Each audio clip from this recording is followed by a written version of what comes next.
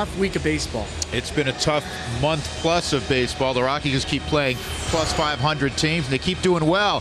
How about this pitching matchup tonight? One of the best on the road this year in German Marquez against a future Hall of Famer in Justin Verlander, who's probably a little ticked off after his last outing. There's no question. We're going to see a lot of great curveballs tonight. For me, it's German making sure he establishes early. We talked about the first inning struggles. I want to see that past him. He has pitched so well on the road, 2-0 with the 3-1-2, but it all comes down to that curveball. He's been throwing it lower in the zone, getting a lot more swing and misses, throwing it with a little bit harder velocity, and I think we're seeing the results of it because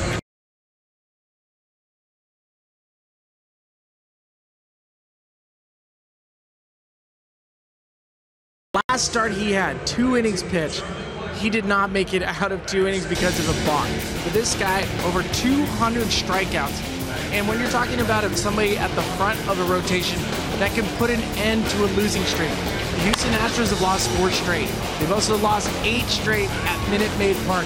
I think he is going to be a little ticked off. I think he wants to be the best he could possibly be against this Rocky team that's coming in hot. Well, Verlander lasted 2 innings, not only got thrown out with the balk, the argument over the balk, but he'd given up 6 runs, so maybe he wanted to leave early. It was very un-Justin Verlander-like outing. So the stage is set. We are ready to go. The Rockies and Astros. When we come back, it is Tuesday. We continue our silver anniversary look back at the all-time Rockies. The Big Cat. He'll be on deck tonight.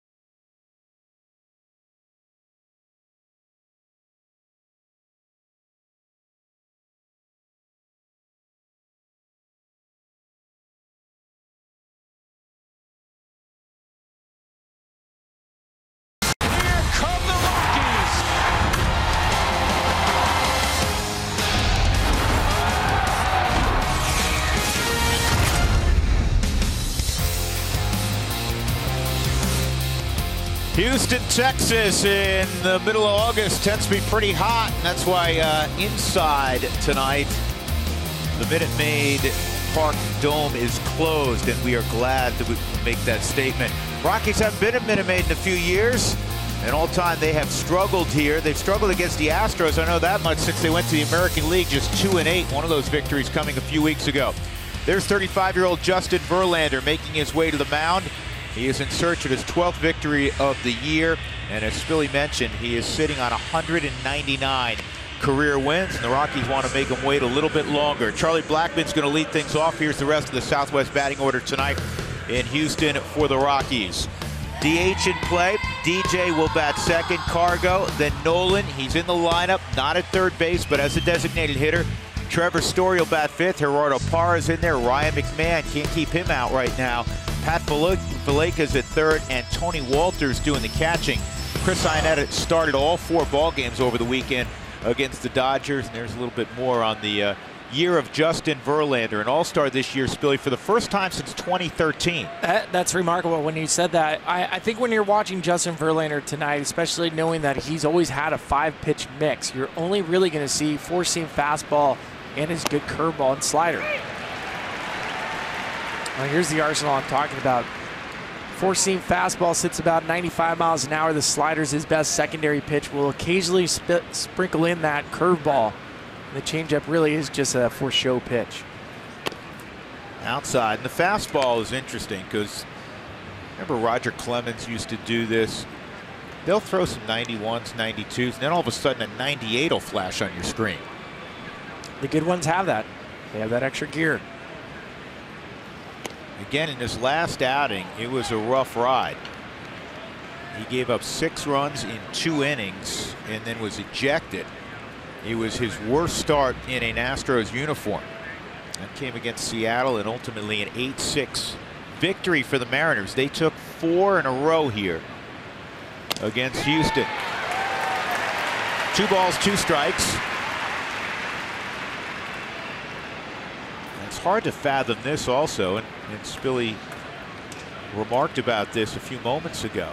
The Astros have lost 8 straight at home. They have been a much better road team this year, and heck, they're having a great year again.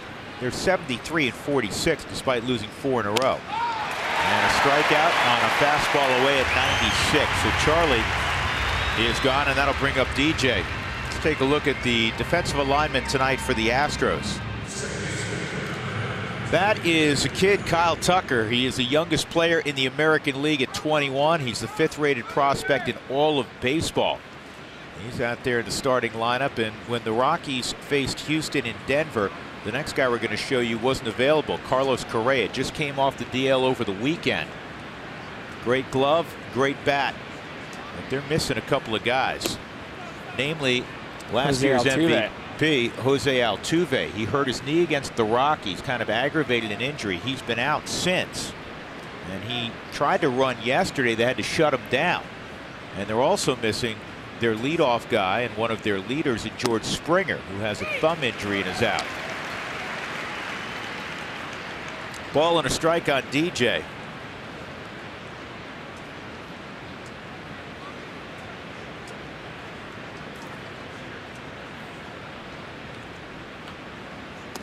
And a great slider.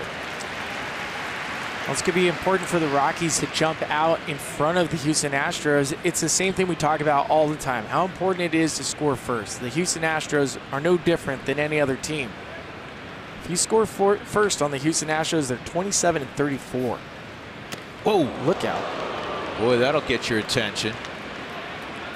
Guy who used to pitch here about 30 years ago called that a bow tie. Nolan Ryan.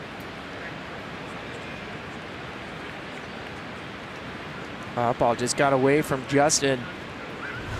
Probably wanted to go up and tight to DJ, but not near the neck.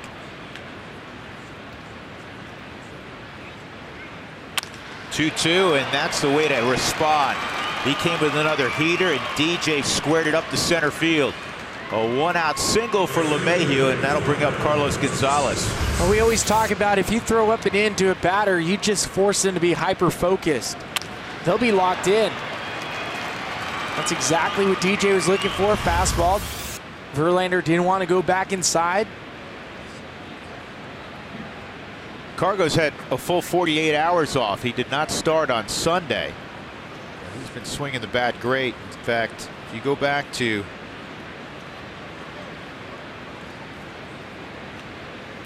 May, late May, Cargo has the second best batting average in the National League. He takes a strike.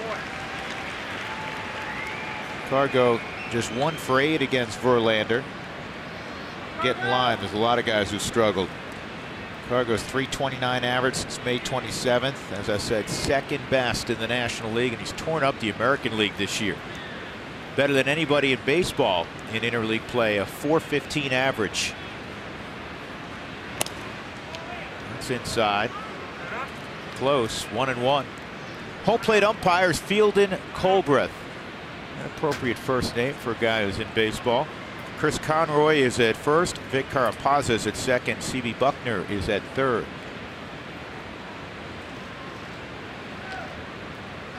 Outfield straight up. The infield has the shift on. Houston, a heavy analytics team under their general manager, Jeff Luhnow.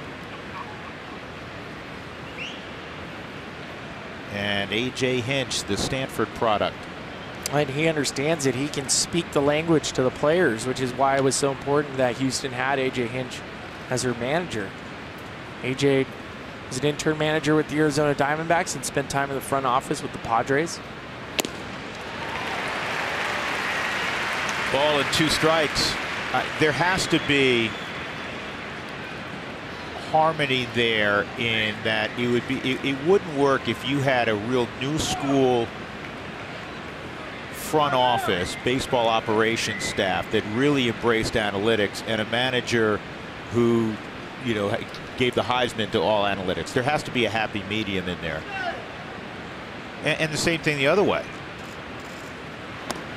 Not that there are many old school organizations in the front office. Philadelphia was somewhat that way, and then they hired Matt Klentak, and they've turned things around in terms of how they view the game, how they look at the numbers.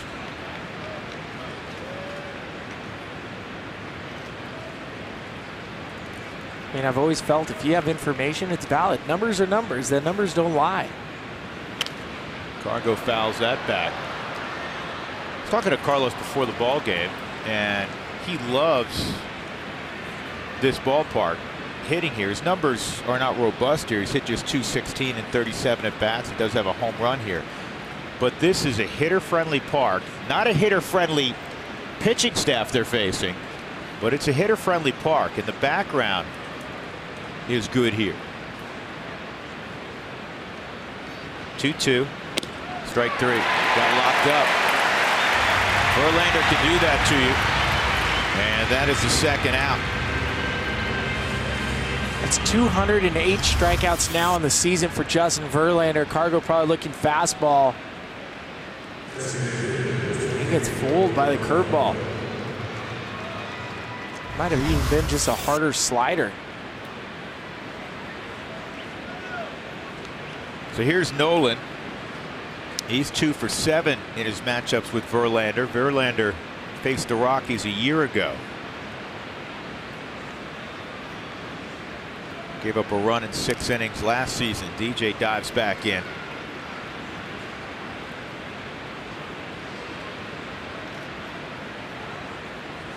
I'd be ready to hit with Verlander. 2 reasons. One, you don't want to go deep in the count naturally with his nasty secondary stuff and an overwhelming fastball, but he'll throw a strike 67% of the time to open a count, which is a career high.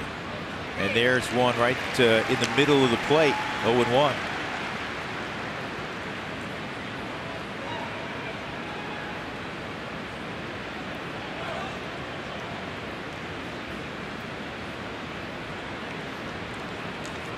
How about this, Drew? Justin Verlander at home, and obviously this counts Detroit. He's 20-1 all-time interleague. And a check swing, 1 hopper to Yuli Gurriel. Yeah, his numbers against the National League are ridiculous. So the Rockies done in their end of the first. Here comes German Marquez.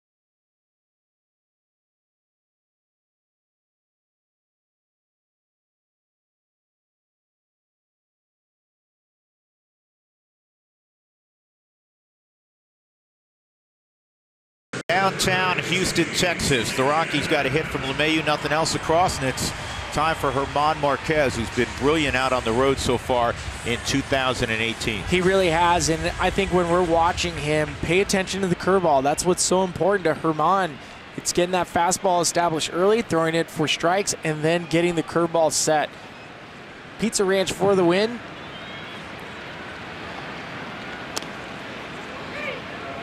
I love Pizza Ranch. Here it is for the win. Kicking while they're down. Houston have lost 8 straight games at home. Tony Kemp's the hitter. And that pitch misses. 1 ball, 1 strike on Kemp. Kemp's been in the leadoff spot the last few ball games. He was hitting number 9. It's pretty hard off the mound. That's a very nice adjustment by Trevor Story. Good job by Trevor, who's been splendid all year. He'll once again, as he was last year, be in the Gold Glove conversation at the conclusion of this year. Here's the Southwest batting order for the Astros. Alex Bregman's having a great year. He's the MVP of the All-Star game. He's rolled into the second half. Correa's back in there, as we mentioned, still trying to get the timing with his swing. Had just 1 hit over the weekend. Marwin Gonzalez has picked it up in the second half. Yuli Gurriel has cooled off in the second half. Josh Reddick, Evan Gattis struggling of late, Kyle Tucker the kid, and Martin Maldonado, who spent most of this year in an Angels uniform. Here's Bregman, and he takes a strike down low at 96. Bregman, the precocious youngster who can flat out play. He's got 37 doubles.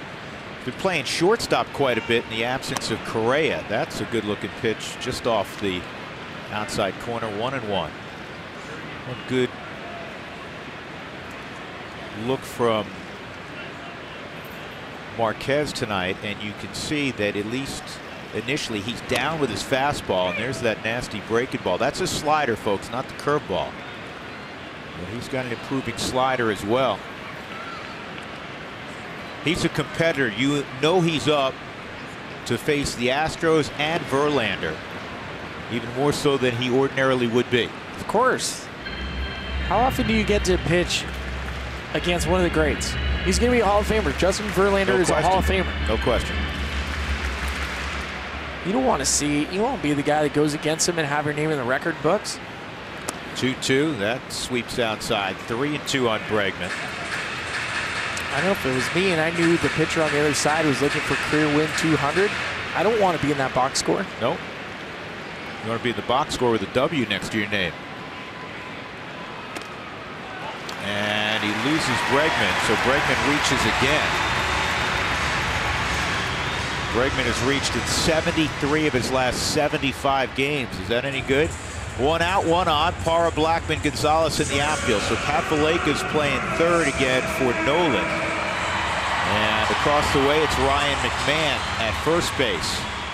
Ian Desmond right on right against Verlander. Tough matchup, so he's given the evening off, at least the first part.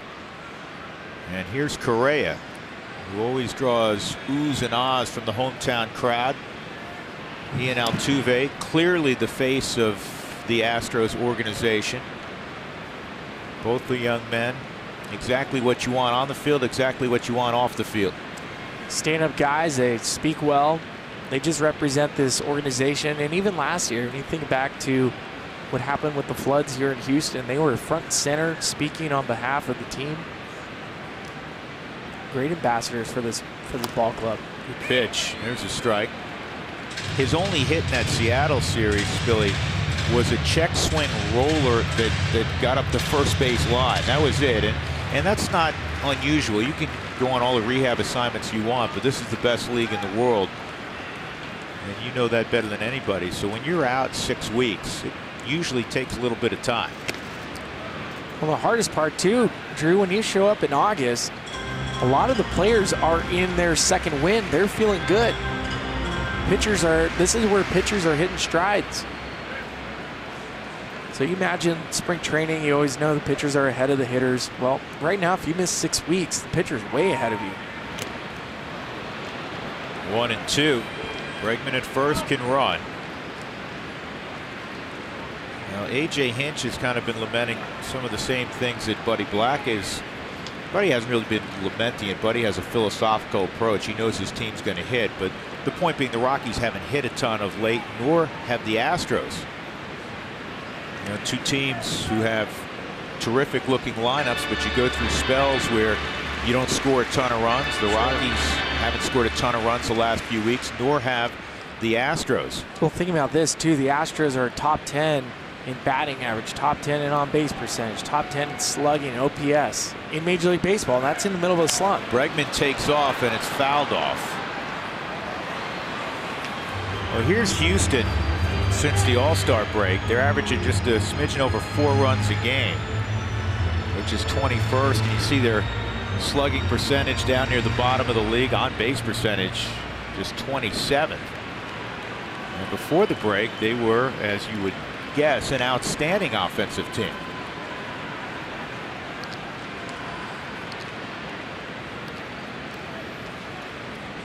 Bregman not going, and there's a strikeout of Correa on a fastball up and out of the zone at 97. 2 outs.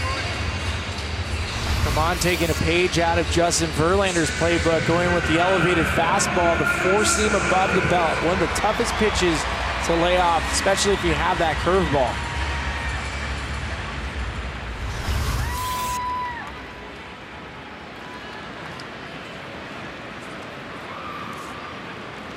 So here's a guy that when the Rockies saw him a few weeks ago, one of the smaller storylines was Marwin Gonzalez not hitting.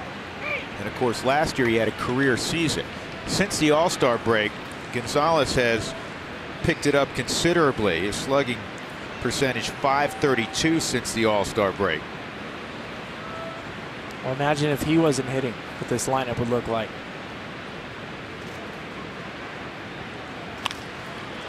And quickly working ahead is Marquez.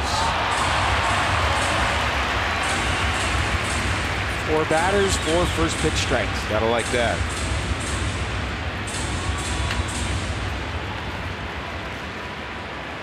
Gonzalez, there are the numbers. Second half, 299, even better, in fact, so far in August.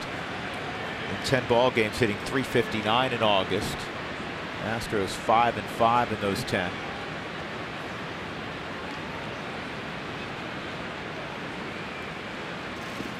He went, I think.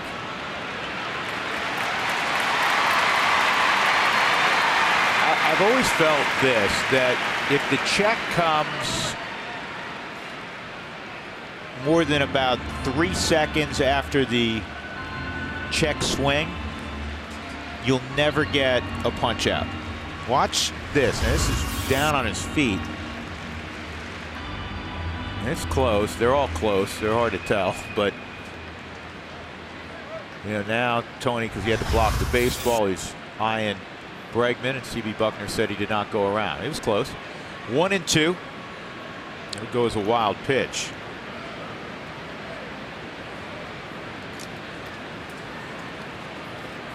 Well, you don't like walks in the first inning. You don't like wild pitches, especially moving up a free 90 feet with the team's hottest hitter.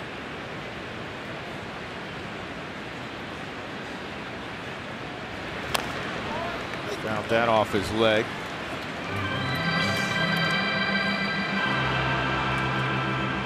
Rockies have 54 wild pitches. The opposition just 31. I've said this many times. Forget me saying it. That's so wild. Yeah, exactly. So many coaches and managers at all levels. 90 feet's precious, man. You can't give them away.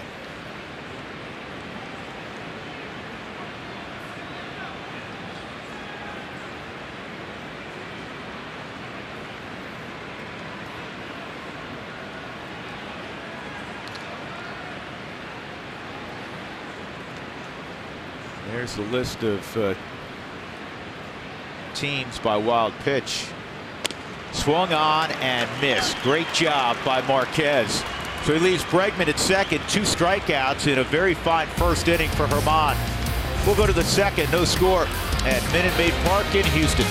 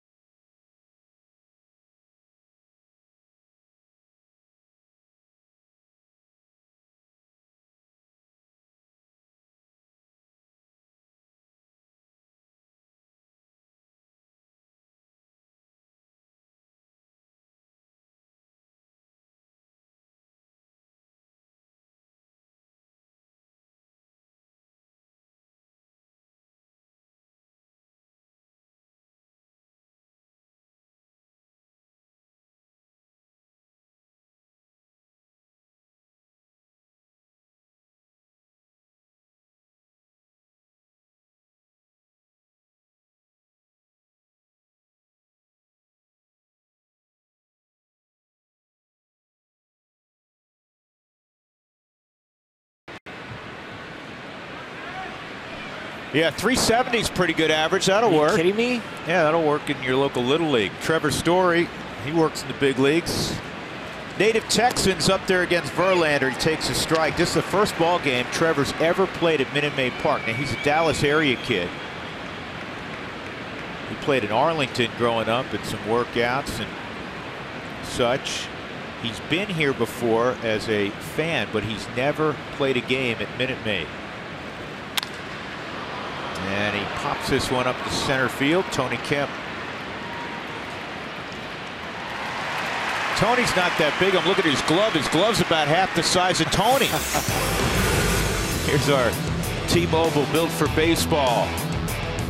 Well, more on the big cat. He won that batting title, as you heard from Taylor. Tony Gwynn. How about you hit 358? The great Tony Gwynn, the late great Tony Gwynn, and you finished second. First Venezuelan, by the way, to win a batting title. And of course, it was a comeback year for the big cat also, who could really pick it at first. What a marvelous player. That pitch outside on Parra, ball one.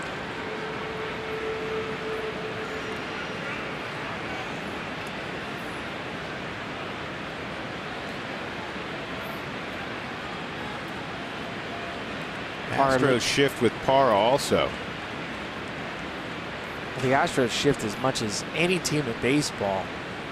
Parra will use his bat. He'll manipulate the barrel to hit behind it.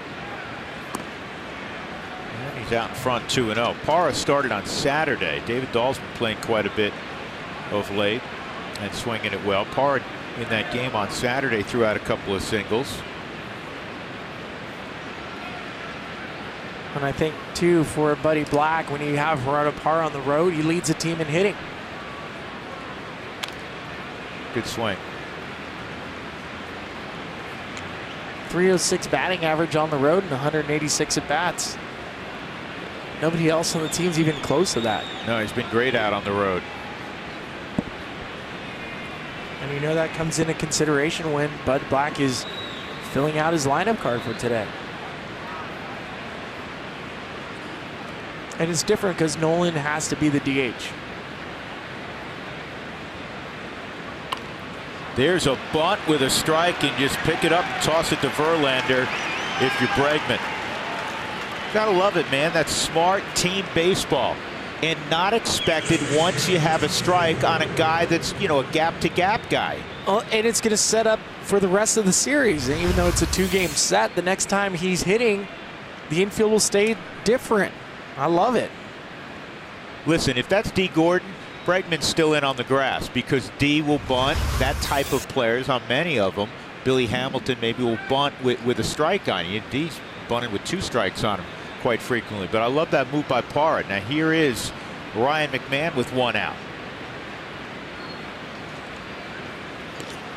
What a homestand McMahon had, in case you were living in a different hemisphere. This one was Saturday to give the Rockies a late lead. That was, excuse me, the first one was Friday. That was Saturday when the Rockies were down 2-0 and down to their final out. A 3-run walk-off. 6 for 16 in that homestand. But what was impressive was it was 3 walks, an intentional walk, and 3 strikeouts. So he's getting on base. He's seen the baseball a lot better. The swing is a lot shorter. Outfield swung around to the opposite field with McMahon.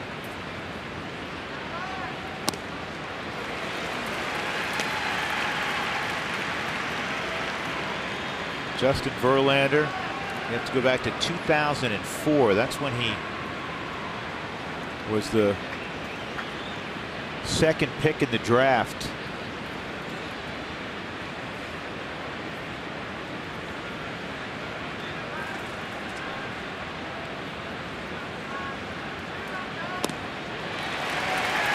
And he beat him with a fastball there. So McMahon's gone. 2 outs. That'll bring up Valleca. Honestly, as you mentioned, because Nolan has to be the DH right now, his arm's getting a little bit better. It shouldn't on his arm, his shoulder. it removed Dahl most likely from the lineup.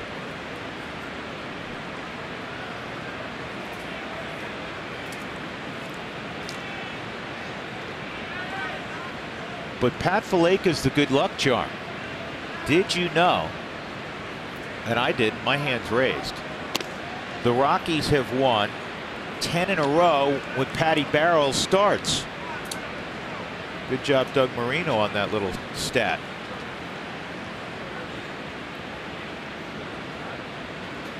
So forget the numbers right there. Just wipe those off the board. Yeah, we're going with 10-0. We're going with 10-0.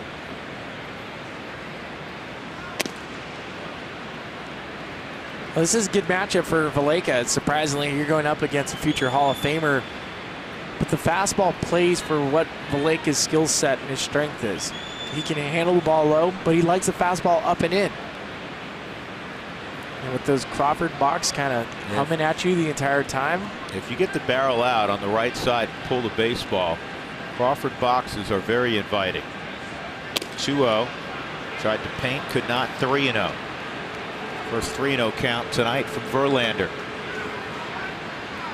Just .315 to the Crawford boxes, and it doesn't go out dramatically, because even in the alley it's just .362. Now the wall is obviously pretty high. There's a strike. There are a lot of fly balls that are routine outs in left field in most ballparks, but not in Houston.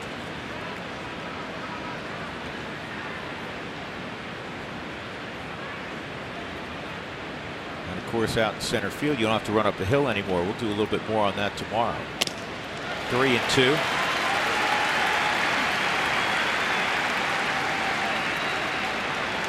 Well, as friendly as these confines are, there's center field. Yeah. Really, when you played here, the hill was there. It was 436 feet. I used to love it.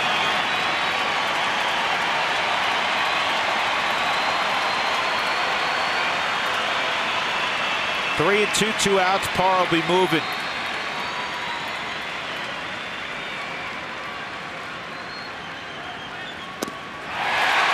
And he got him at 96. So Verlander has struck out 4 through the first 8 hitters he has faced. Middle of 2-0 score.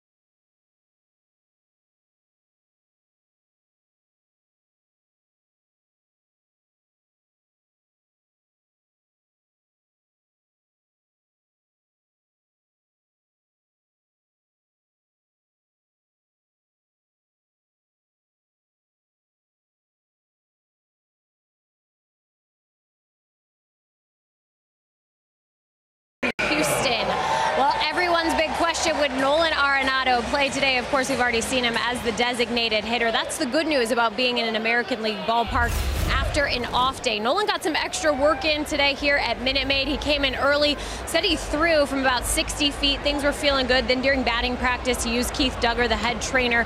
Didn't do some throws over, but definitely got his grounder work in. Nolan said he was glad to be in the lineup, but he wants to be playing baseball in the field as well. He said he's going to try to do that as soon as tomorrow. Bud Black assured us the same. He said if Nolan feels good, checks out tomorrow, then we are going to go with it, and Nolan will be playing third base. So again, I think that solves a lot of question marks coming into this series on the health status of Nolan. Of course, he said, the work that he gets in, guys, that maybe, he develops some bad habits over time. We know Nolan does extensive training before the game and taking his ground balls, having his routine, taking a lot of swings. I asked him today about that. He said, yeah, I might have to think about cutting back, and it's not just as a product of the shoulder, but it's about just moving forward and making sure I'm in it for the long haul for the entire season. And Spilly, I thought that was a really interesting point, because when you have your routine, when you know how to grind, this can definitely set you back. No question, Jenny. I think anytime that you're taken out of your normal routine, especially when we're talking about an arm injury, because how you play catch, your throwing partner, taking your normal routine of ground balls. Look out. Oh, God. So Gurriel on a 3-2 pitch gets hit. He'll go down to first. Well, fastball, he's trying to go inside, runs away with him, a little two-seam action. Luckily, Gurriel wears that elbow protection. But going back to Nolan, here's my two concerns for Nolan. Nolan doesn't throw the ball over the top. He throws it from several different arm angles. That's going to be difficult for him to really cut loose, mechanics or not. He's going to feel in the back of his mind, should I throw this baseball? You want to play without any sort of fear. You want to play free and easy. That's why I think, given the fact that the Rockies are playing in American League Park, take advantage of that. Even though you want them in the field, you want to be able to, tomorrow against another right-handed pitcher, power pitcher, you'd like to play Dahl also, Dahl and Parra, and see how it comes out. But you almost have to take advantage of that extra rest day for his shoulder, don't you? You have to. That was right at the bottom of the zone, but not called a strike. And that was one of the rare changeups you'll see from Herman. Yeah. Changeup, a good pitch to get a rollover against, and that was the thinking, I'm sure, with Tony Walters. 1 ball, 1 strike on Josh Reddick with Gurriel at first.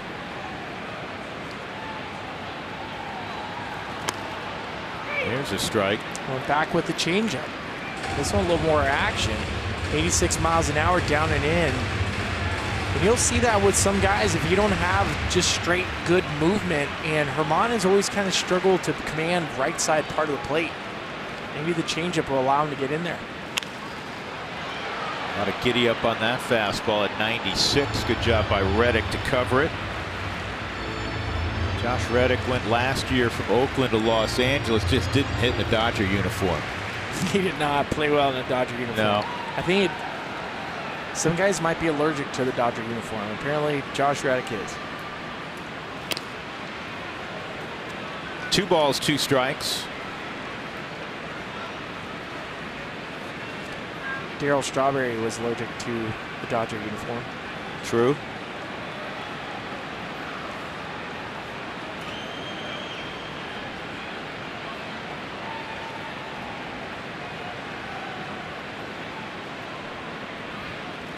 Swung on and missed, and a strikeout by Marquez of Reddick for the first out. That's strikeout number 3 in the early going for Marquez. Rockies made a roster move earlier today, and congratulations are in order. Scott Oberg's wife, and Scott welcomed in a daughter Monday night, and Scott naturally is on the paternity list, so the Rockies have brought up Garrett Hampson for the next few days at least, and Garrett tearing it up in Albuquerque and showed well his first stint in the big leagues. Breaking ball to Gaddis is outside. And we have a picture of the Oberg's new addition, Charlotte Rose Oberg. So congratulations. Yeah, congratulations to Diana and Scott. I believe it was 8 pounds, 5 ounces. Big swing from Gaddis, 1-1. life has changed forever. And there's Hampson. Boy, I like that kid, man. A lot of things to like about him on the field. Great personality. 1-1. And this is a bouncer to short. Can the Rockies turn it over? There's one on first. Nice pick there by McMahon. And Marquez is off the field despite the plunking of Gurriel. We'll go to the third. Walters will lead it off in a scoreless affair.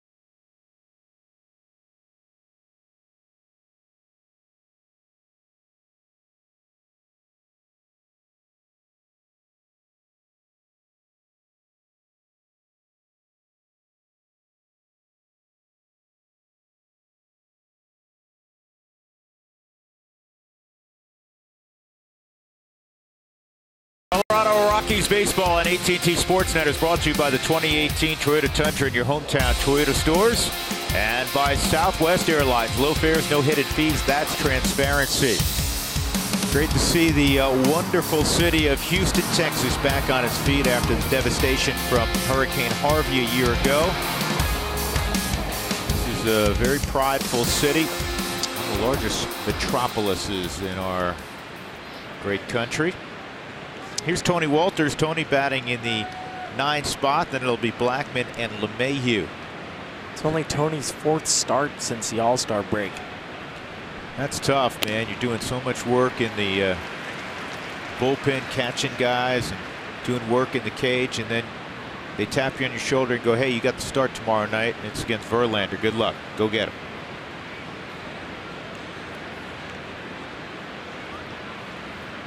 But that is the role of, the backup catcher. And Tony would be the first to tell you, as many others that come off the bench in the big leagues, I'll take this job over playing 150 and or 140, I should say, in the minor leagues. In the minor leagues somewhere, right?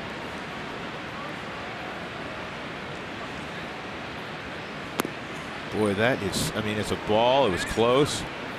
How about the action on that hard curveball? You're glad you're up here with me now, aren't you? I would love it at bat. Right. Don't get me wrong, I'd love it at bat, but I wouldn't fare so hot. I didn't check. Did you face Verlander? I think so. I'll have to have Dougie look it up. Dougie, look it up and tell us you couldn't find it if Spilly doesn't want to see it. I didn't get a hit off him, otherwise I would have remembered it. And you would have told us about it. I would have told you, yeah, numerous times. Remember that time that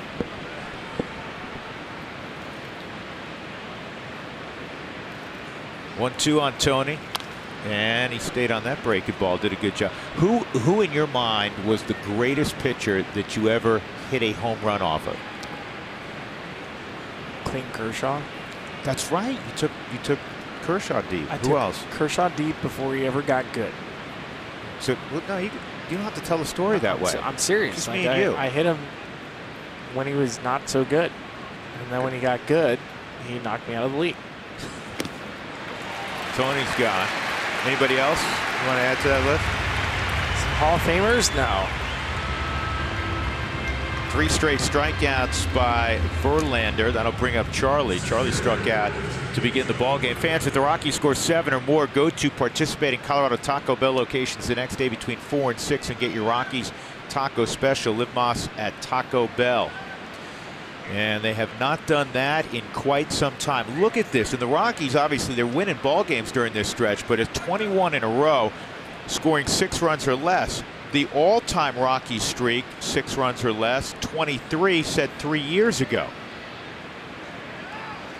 And you look at who they're facing tonight in Verlander and who they're facing tomorrow in Garrett Cole, and at least on paper, you're saying, okay, you know, the Rockies have done exceptionally well against top-tier teams, but, you know, it's winning 1-run games, 3-2, 4-3, that sort of thing. The likelihood of scoring 7+ when a Verlander or Cole starts is not high. No. 2 strikes on Charlie. You took Kershaw deep twice. I know you know that. Yeah, I know that.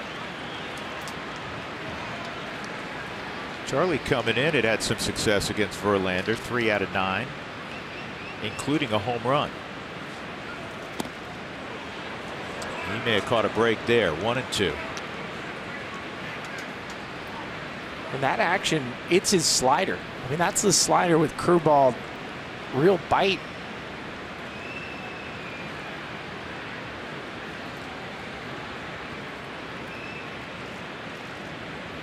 He wants the slider again. Shook off 2 fastballs. And check swing foul ball. Did you find, Spilly, there were some guys whose slider, as we like to say, was late? Yeah, there's guys that have the sliders that you see it out of the hand, you know it's going down, and then it bites. It just drops off the map. Sergio Romo had a great one. Broken bat roller to second. 2 outs. And Gonzalez throws out Charlie. Well, just looking at what Verlander has thrown tonight, he's working on 44 pitches. He's thrown 33 fastballs.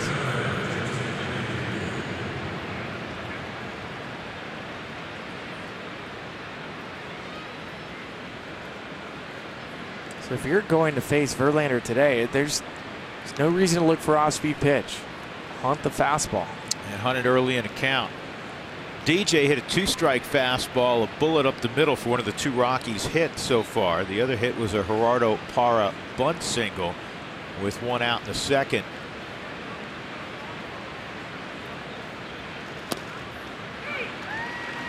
On the very edge of the outside corner for a strike.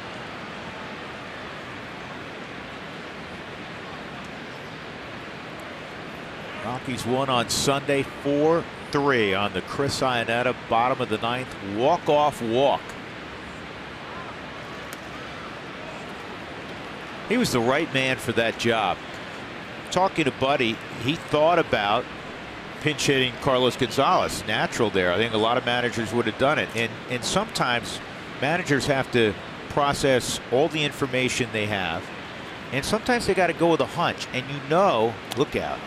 You know that Chris is going to give you a high quality at bat in terms of making the other pitcher throw a strike. Well, don't forget he swung first pitch and then took 4 consecutive balls that were pretty borderline strikes. There were some close pitches. The last one was not.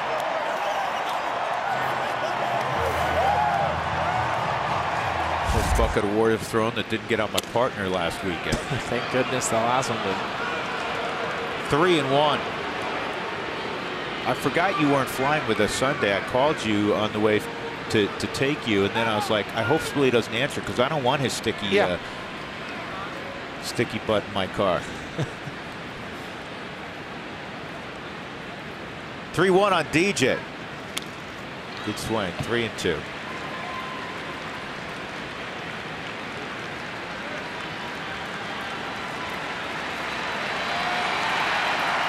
I know we all want tacos.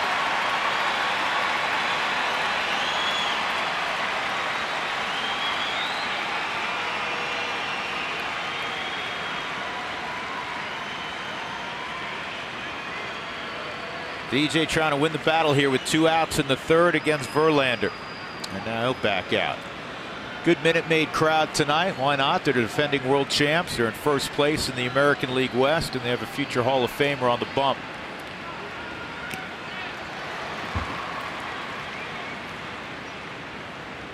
Boy, initially from the reaction of Field and Colbreth, I thought he was going to say swing and a miss, and was wondering if DJ was going to run. Watch this again.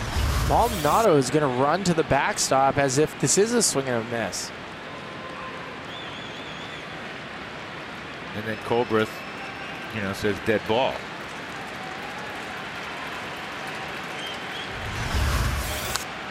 DJ was pretty confident he got a piece of it, gets a piece of that. It's a pretty good under the radar move the Houston Astros made to get Martin Maldonado. Gold Glover last year with the Angels. Exactly. Brian McCann, the veteran leader in the Houston Astros clubhouse, has been hurt for majority of this season.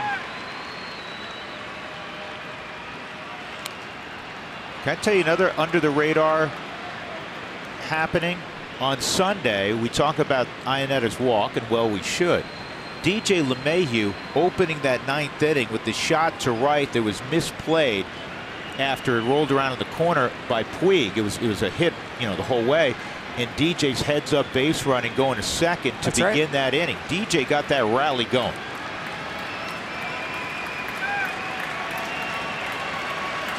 Once again a 3-2, and this time it's fouled off by the Rockies dugout out of play. Oh, I love these at bats. Good catch. Especially for Verlander and DJ after the 1st inning, the up and in high fastball, immediately followed by the line drive up the middle.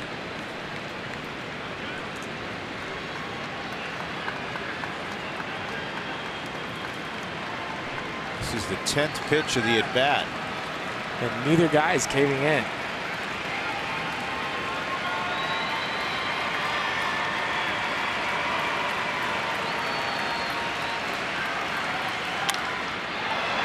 This is in the air to to Camden Center. Took 10 pitches. DJ retired. 1-2-3 3rd inning for Verlander.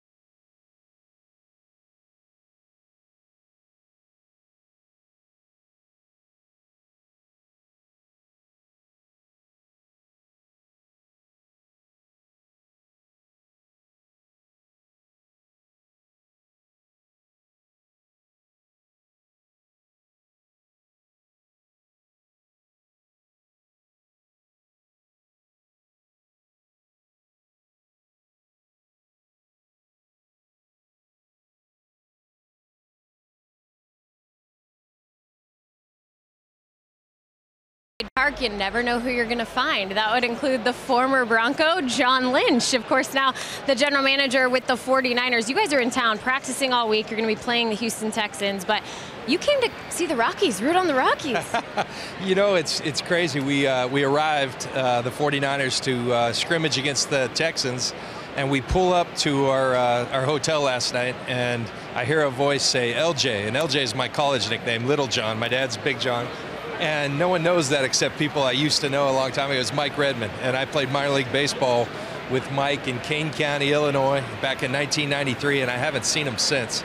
And I've watched him manage and all that, so know Buddy Black for a long time. We ran into them at the hotel, had a good time, and they invited me out, so it's great. Yeah, that's so great. We were talking to Mike Redmond. Of course, you were drafted first out of Stanford in 1992 to play for the Florida Marlins. Mike was talking about how he used to catch you. What was your stuff like back then? Wild.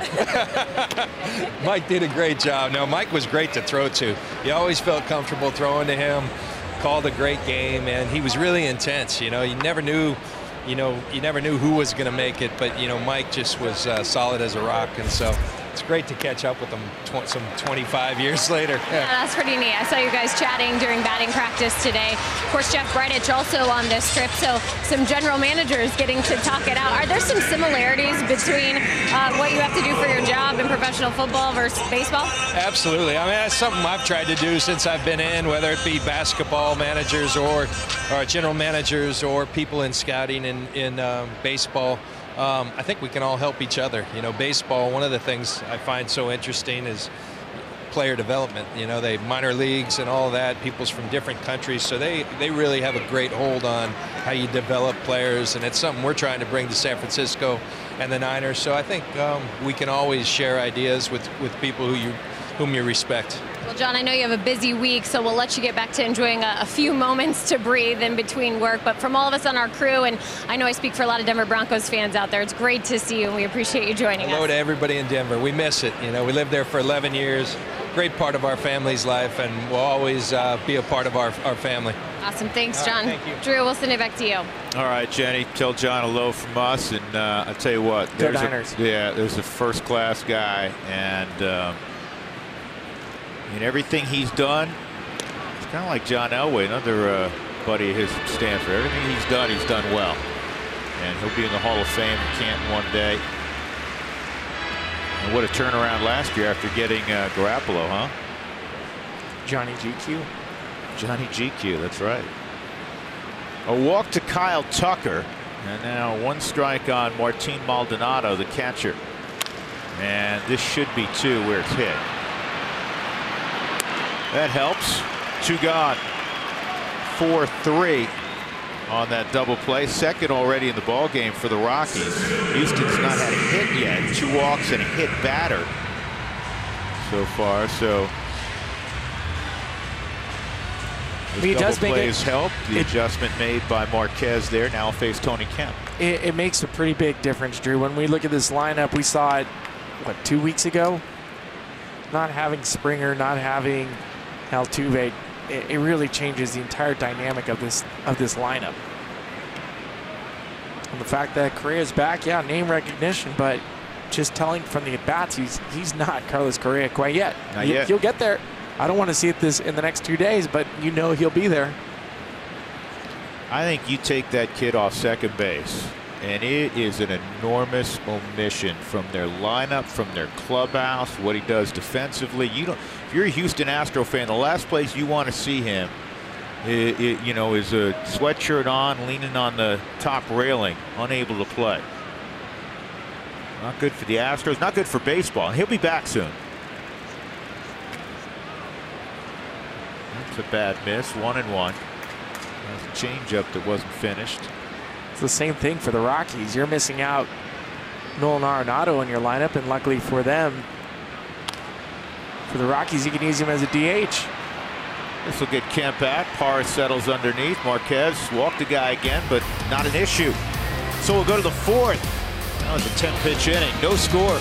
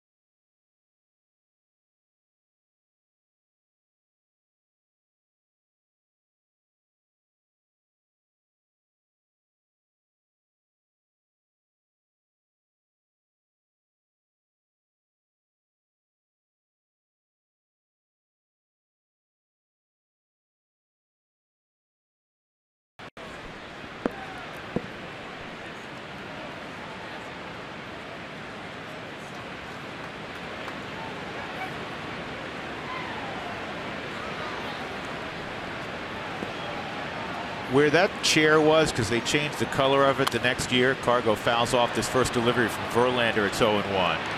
Where that chair was, most people couldn't hit a golf ball that far. It was a joke.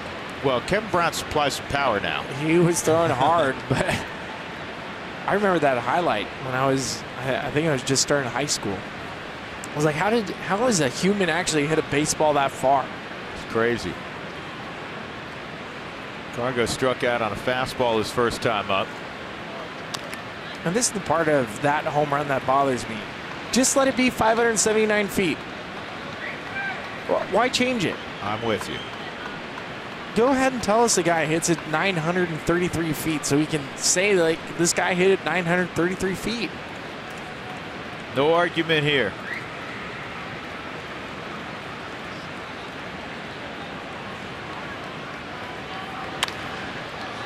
Cargo got a pitch to swat at.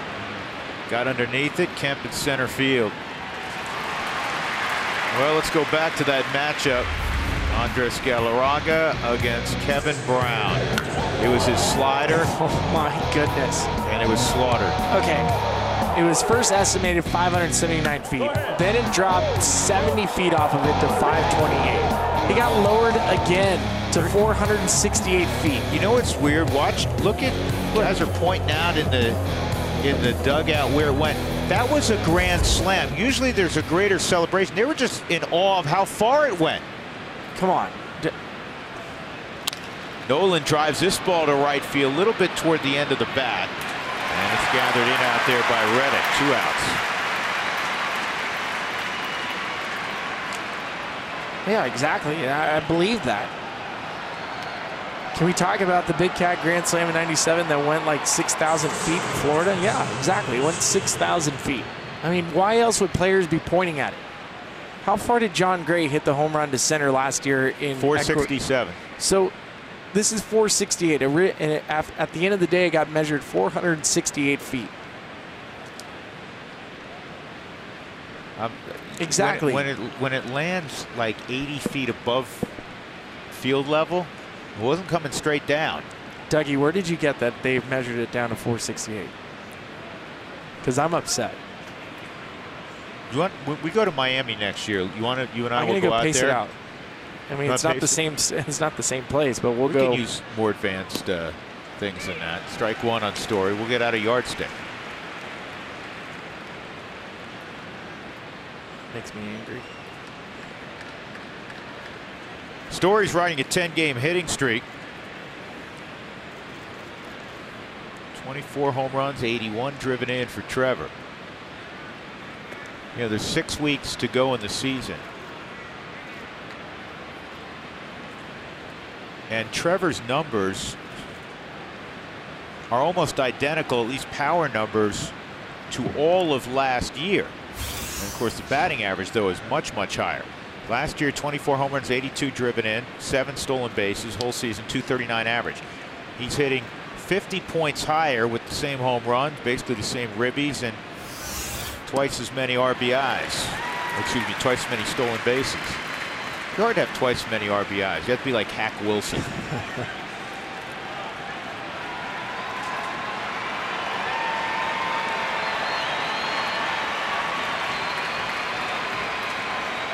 Two outs in the fourth, 1-2 on Trevor. And that's strike 3. Well, you kind of figured Verlander would have his best stuff after lasting just 2 innings against Seattle, and so far he has been great, but so's Marquez.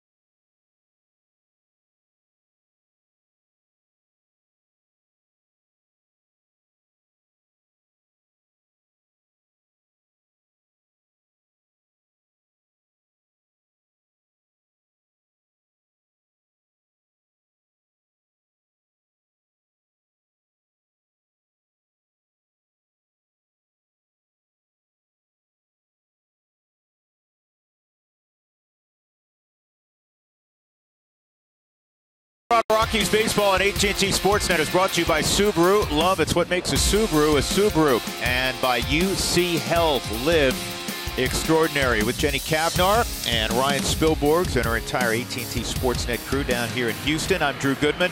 45th pitch of the ball game's a breaking ball, strike one on Alex Bregman. He walked after falling behind 2 strikes to Marquez. Marquez has either walked or hit a guy in each of the first 3 innings. Curveballs upstairs. 1-1. Bregman, Correa, Marwin Gonzalez, 2, 3, and 4 in the Astros lineup. Bregman's got a 7-game hitting streak. Whoa. There's been a couple of those. Well, now when Herman just slipped on the mound, and you'll see that. Remember his last outing, he had issues with the mound? Well, Justin Verlander and Herman are pretty much in the same toe hold. Right where he steps, he must have stepped right into Justin Verlander's foothold, and he almost falls over.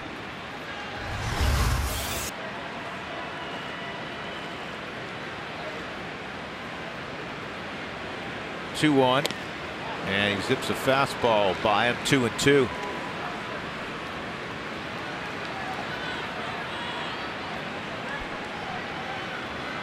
Well, with Jose Altuve on the disabled list, it's Alex Bregman that leads the team in on-base percentage. 386 on-base percentage for Alex.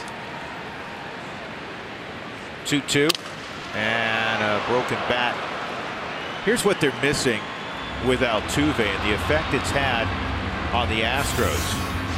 How important the smallest player in baseball is to Houston. In the games he's played, they have a winning percentage of .650.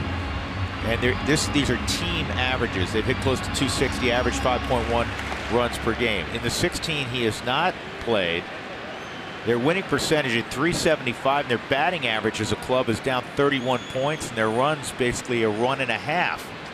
That's not a coincidence. 6-10 without him.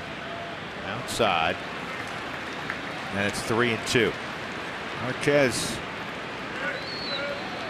can't keep giving away free passes. He knows that. He's able to get double plays in each of the last 2 innings.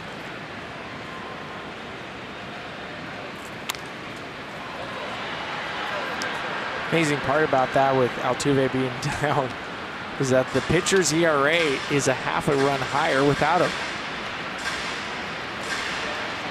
Pretty darn good defender also.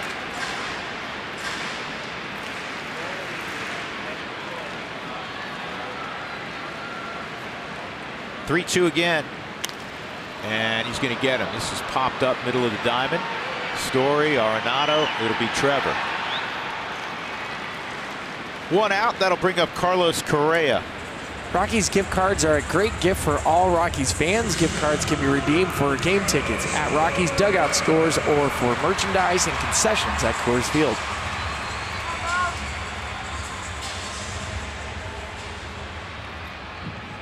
You got 2 teams that have done nicely against the opposite league this year. In fact, the Rockies come into this game 11-5 against the American League. The 11 wins matches the most they've ever had against the junior circuit. Houston is 10-5. That's a great pitch. Slider that disappeared on Correa. Herman struck out Correa on a high fastball in the first.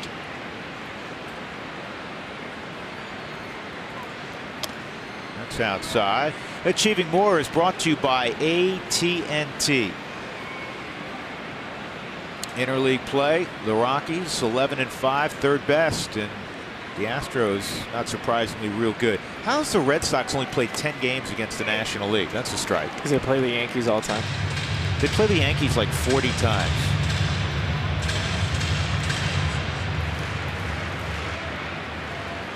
The National League right now, Spilly, here's the pitch that'll strike out Correa for the 2nd time. That's that hard curveball. That's not a slider. That's the uptick in velocity you alluded to earlier. And because he's throwing it harder, he's not getting the little hump in the middle of this curveball. It is starts belt high and just falls right off the table. Gotten a ton of strikeouts with that pitch his last several outings.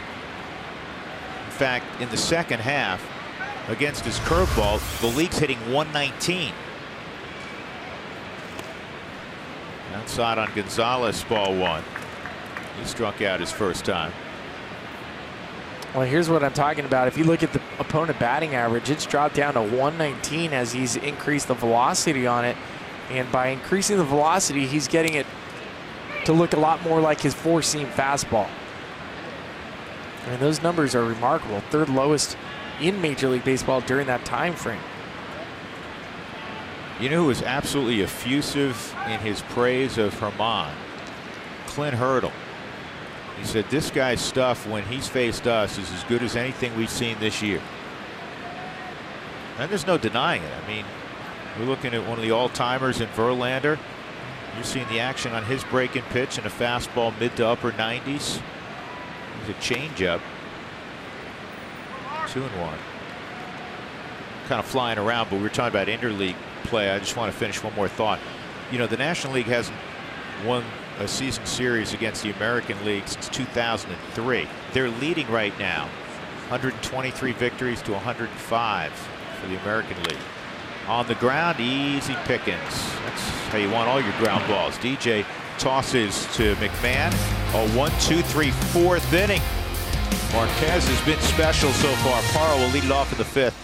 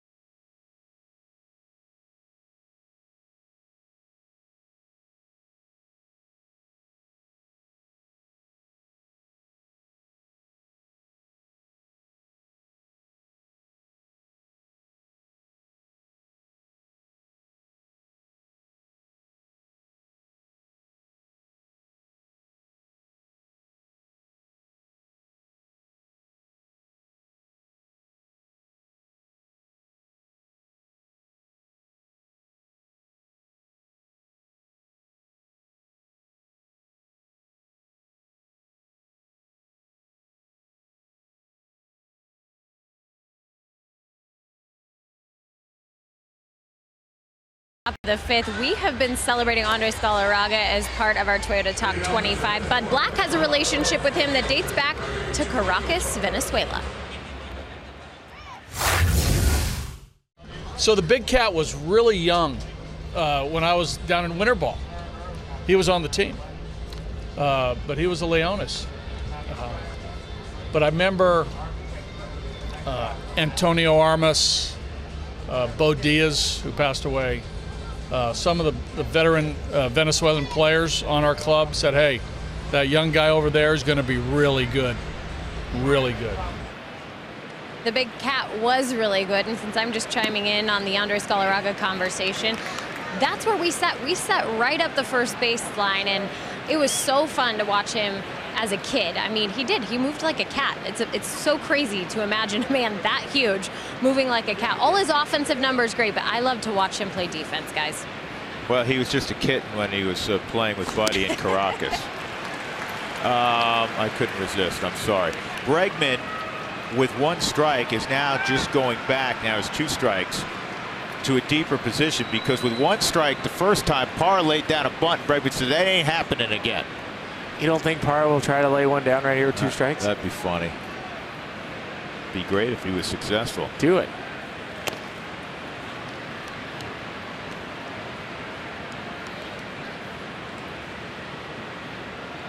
I don't know. You lose your baseball man card if he does it here, doesn't he? Not if you get another hit. Are you kidding me?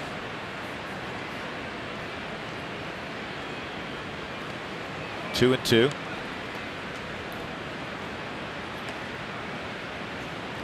They have Andres Galarraga listed at 6'3", 235 pounds. You and I are both looking at each other out of the corner of our eye. He wasn't 235. He was like 270. But could move. Like a cat. Thus the nickname. Gato Grande. What a pitcher's duel between Verlander and Germán Marquez. Top of the 5th. Bunch of bagels up on the scoreboard. And that is strikeout number 7 for Verlander.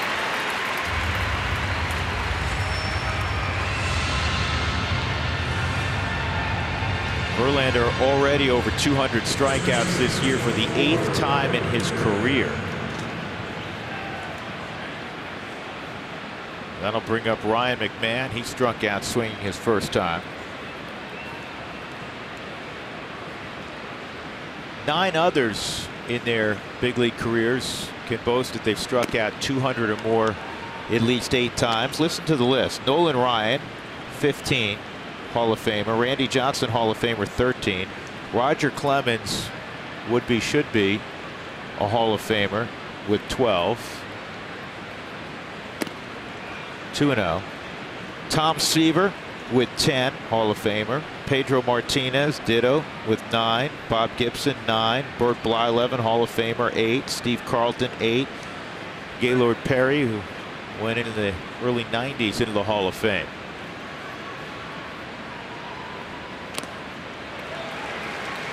We just saw the graphic with where Justin Verlander ranks in strikeouts. It's Max Scherzer that leads all of baseball with 227. And he's another guy that'll be in Cooperstown one day. Yeah, he will.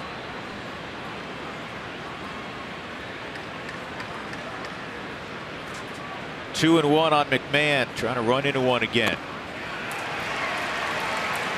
Well, Verlander has shown nothing to Ryan McMahon other than the fastball up.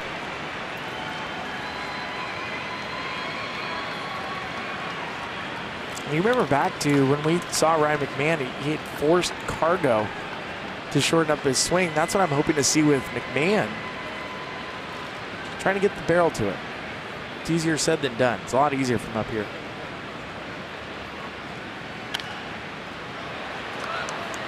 It remains 2 balls, 2 strikes. Having lived in that batter's box before, when you know you have a hole, when you know you can be exposed, and that's how a team's approaching you with a guy with velocity, it's a helpless feeling.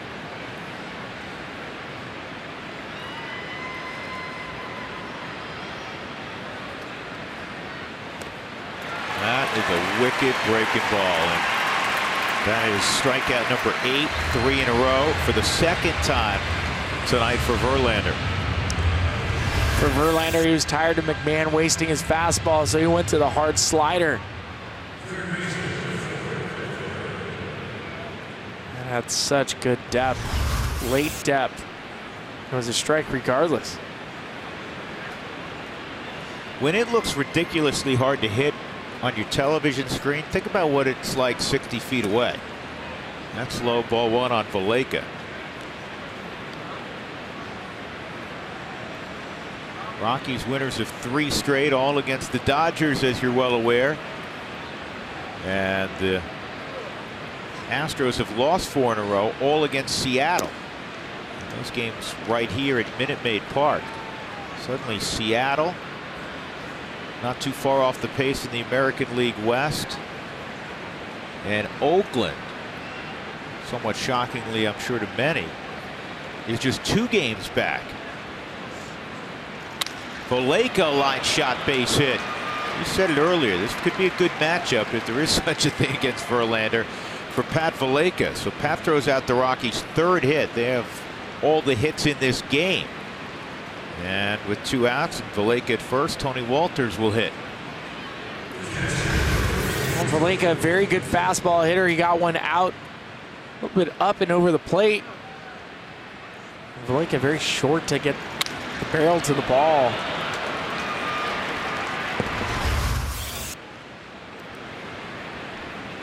Given how Verlander's been so dominant tonight, both down in the strike zone and above the belt, it's going to be a couple of hits that you have to piece together to score on them. The pitch called ball one, even though it was at the bottom of the zone.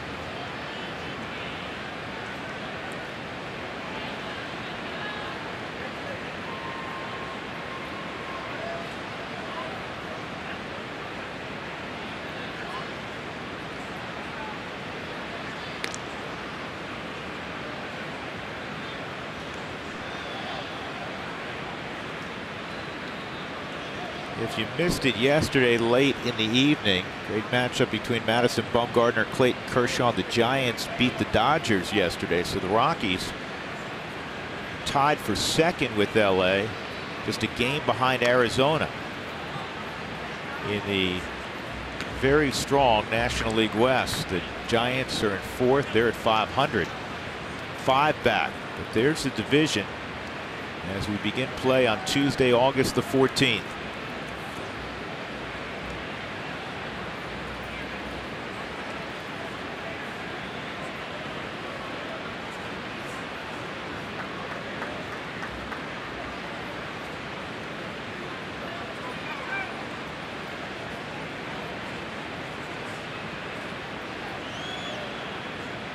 Ball and a strike on Tony.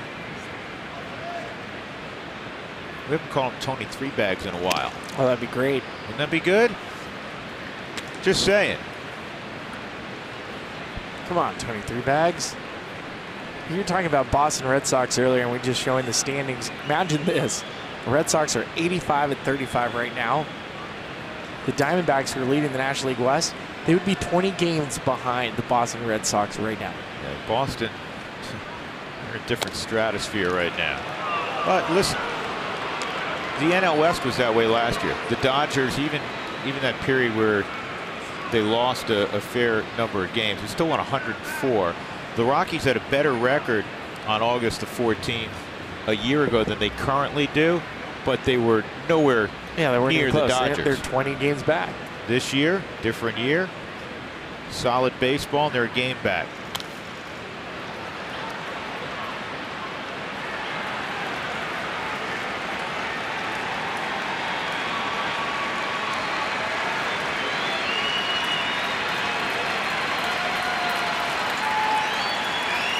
It can get loud here at Minute Maid Ballpark. Indoor stadium, good fans.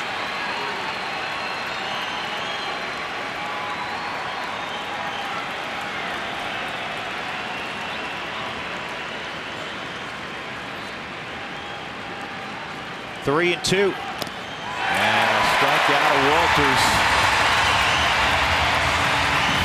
Verlander strikes out the side. He's got 9 punch outs. Marquez has been terrific as well.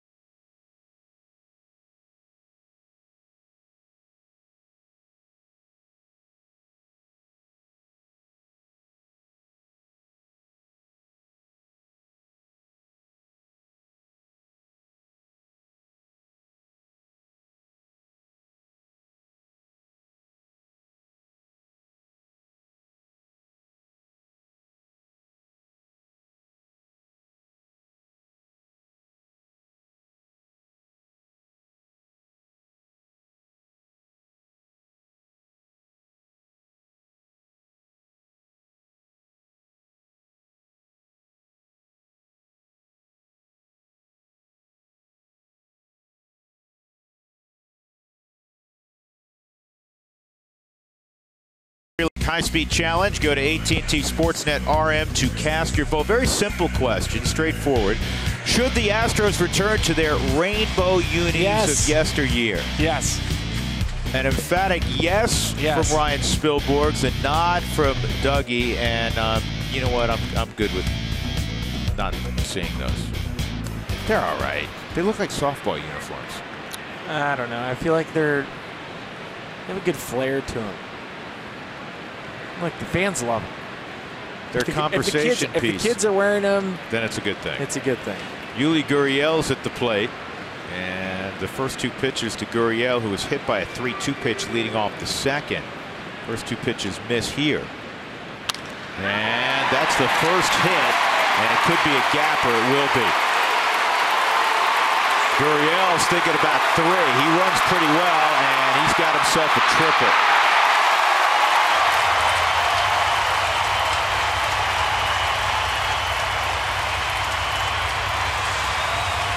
So the first hit of the game for Houston, a leadoff triple in the 5th in a scoreless ball game. Armand fell behind Gurriel with 2 balls, and he just splits the gap. Charlie Blackmon giving chase. Cargo too far in right field to be able to grab that baseball. And that's a pretty easy triple for Gurriel. Gurriel had been scuffling, hitting just 188 in the second half. Reddick, base hit, 1-0 Houston. Boy, that was quick.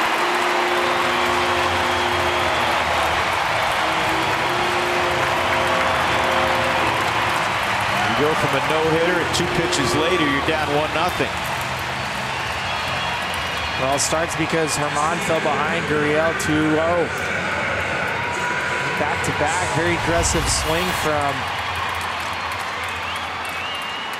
Reddick.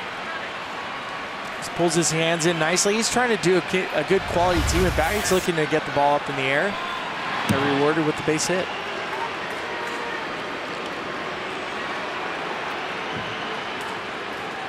Evan Gattis at the plate. Grounded into a 6-4-3 his first time up. He's 0 for his last 17 at the dish. We just saw him as a pinch hitter in Denver. He is strictly a DH.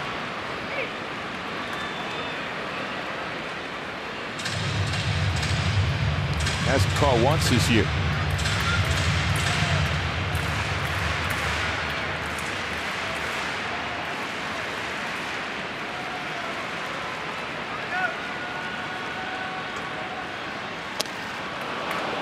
Oh, and 2. I said this when he was in Denver, and I just popped in my head again. If you have a bar, you want Gattis at the front door. Well, don't forget who caught that remarkable play that we saw when Tapia scored from third base. It was Gattis that ran to his teammates' attention. Good block, man. That's an extraordinary block by Tony Walters. That was in the other batter's box. Talk about quick and still able to bury your chest on it. The hard curveball. Tony makes sure he gets his body all the way over.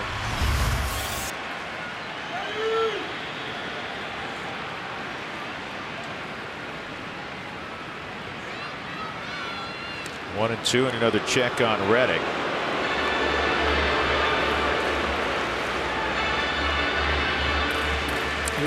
Even though it's the 5th inning and the Astros have now scored first, it still counts. They are 46-12 when scoring first.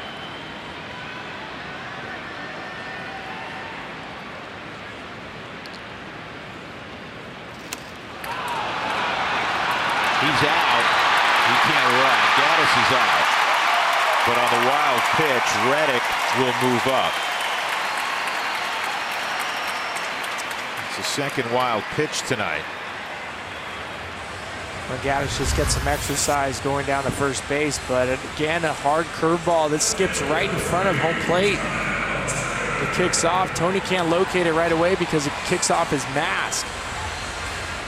It would not have mattered because Reddick had a good read on it. He was going to move up. So now with 1 out, a run in, Reddick at second, and Kyle Tucker, Preston Tucker,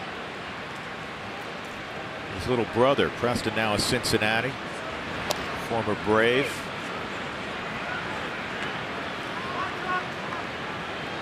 This kid just 3 years ago out of Plant High School in Tampa, Florida, was the 5th pick in the draft. Good spot. He walked Tucker his first time. Now he's ahead 0-2.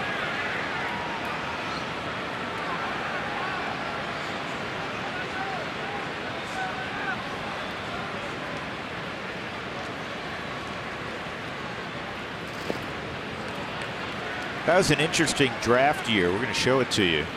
2015. Dansby Swanson went #1, and then he was traded by Arizona, as you know, to Atlanta. Having a good year. Alex Bregman, good pick for Houston. Brendan Rodgers, Rockies think that's a terrific pick. Brendan now in AAA. UCSB's Dylan Tate, he's been moved now. That misses. And then Kyle Tucker. Looks like Dylan Tate's going to be a pen guy when he gets to the big leagues. He throws 100 miles an hour with a hard slider. He's going to be a sprinter, though. That's kind of what is in the cards, at least right now, for Dylan Tate.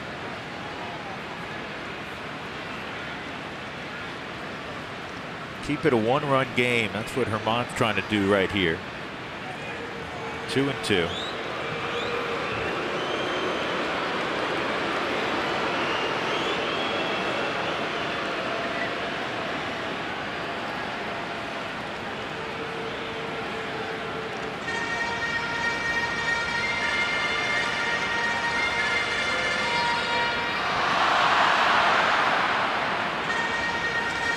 MLB.tv is now available at a lower price for $59.99. Watch every out-of-market regular season game, plus get a free subscription to MLB at Bat Premium. Blackout and other restrictions apply. Visit MLB.tv to take advantage of the special offer.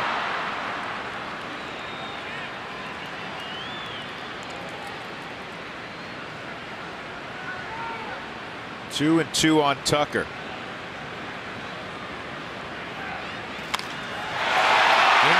Center field, well hit. Charlie going back, and he makes the catch. Moving from second to third is Reddick on the long fly ball. I think the kid thought he may have hit his first home run in the big leagues. I did too. Off the bat, it had a good sound. Don't forget, Minute Maid has changed the landscape of center field. There used to be a hill, so even if Tucker thought he got it a couple of years ago, it wouldn't have been even close to a home run. Looks like he caught it out in front. Maybe just a hair off the barrel. Good job from Charlie Blackmon to get to the spot. As an outfielder, when you know a ball is struck well, you have to run and anticipate and trust your instincts to get you to a point so you can run without looking at the baseball. Good slider, swung on and missed by Martin Maldonado. Well, the way Verlander's pitching, you got to get this guy if you're Marquez. 2 runs may seem like 20 tonight.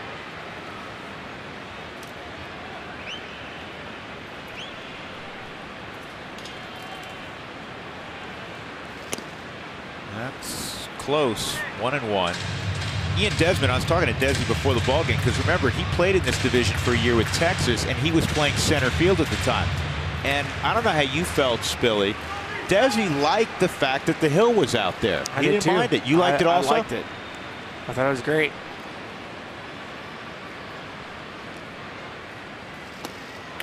Another slider, 1-2. Desi said in shag and power shagging in BP, he ran up that hill quite a bit. Never had to do it in a game. I think Dexter, you were saying earlier, famously did it in a game. I caught one. You did too? I got one. It was great. There's off Lance Berkman. That's one you'd remember. Ooh. Close. Yeah, that was great. Yeah, the flagpole was in play. And nobody, even though they removed the hill, nobody ever got hurt running up that hill. No.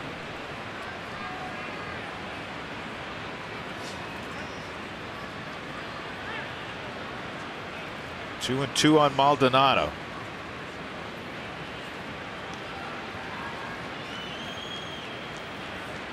Bottom of the fifth.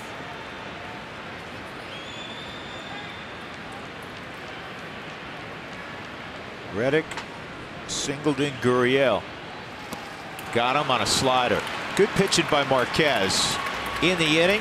He gives up his first 2 hits in the first run of the game. Triple by Gurriel, single by Reddick, 1-0 as we go to the 6th.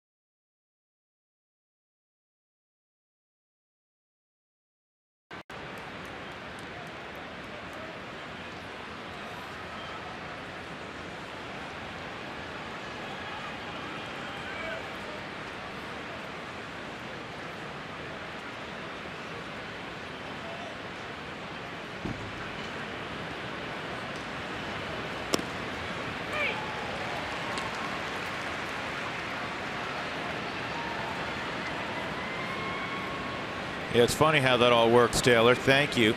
Third time through the lineup for the Rockies. Charlie Blackmon against Justin Verlander. Strikeout and a broken back ground ball to the right side.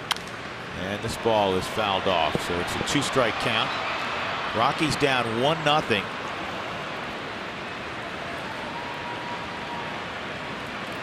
If anything, you're looking at Verlander's pitch count. You're trying to figure out how many pitches can he get to.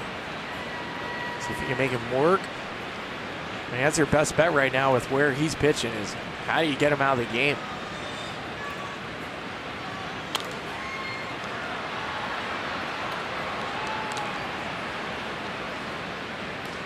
With a good fastball, you know, would play here because Charlie had a good swing on that delivery. 22nd home run over the weekend for Charlie. Flew out to left field. And the Crawford box is much closer than what it is in Denver at Coors Field. Here's another look at that home run he hit against the Dodgers.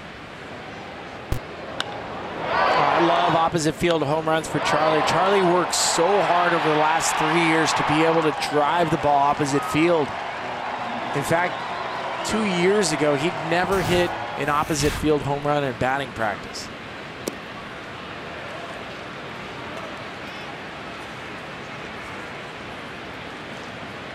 Charlie's told us before that his first year or two in the big leagues, he couldn't hit it out over the center field fence in BP. Well, Charlie was a strict pull hitter. That was it. Just nice understanding that as a hitter that you have a greater margin for error if you feel comfortable going opposite field. And Charlie's gone. He went around. That is strikeout number 10 for Verlander. Yeah, he's racking them up. Struck out the side in the 5th. It's now 4 strikeouts of the last 5 batters.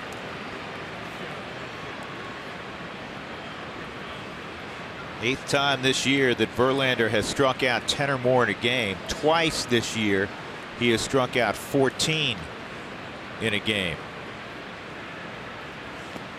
These last couple of years in Detroit, we don't see the Tigers much, but from afar you felt like, okay, here's a great pitcher who's not quite at the same level that he used to pitch at. He gets traded to Houston and he's that guy again. I mean, come on, Drew. He was in an organization that was getting its tail kicked every single night.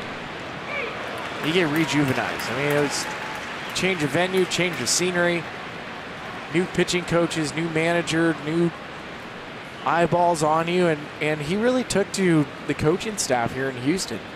They had some progressive thoughts for Justin Verlander. DJ fouls it off, 1-2. Well, Kate Upton loves it here in Houston. I know, I believe she's pregnant with their first child. Congratulations to Kate and Justin. Where'd they get married? Lake Como with the Clooneys? Did they really? I think they got married in Lake Como. And they live in the off season where? Beverly Hills. Oh, they do. They're so Hollywood. That's awesome.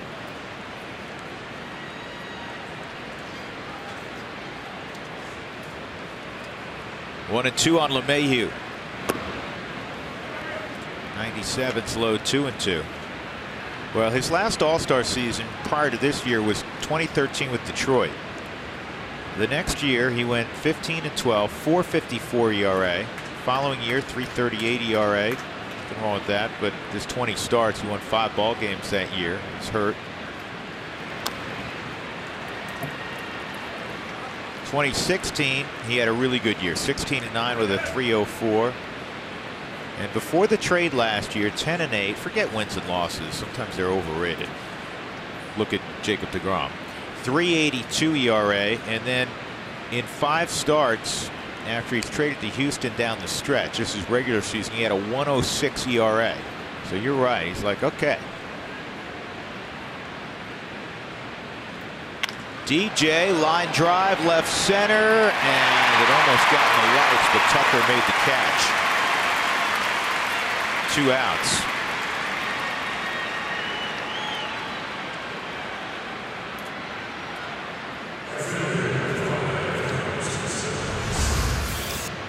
Well, here's that pitch. It looks like a fastball up. DJ tried to pull the hands and get it out in front. And that baseball was probably knuckling and right close to the level of the lights. And you can lose it, which is surprising. Many people don't think you could lose a baseball in the lights. You can. Low line drives will get there. Cargo, strikeout looking, and a fly ball to center field.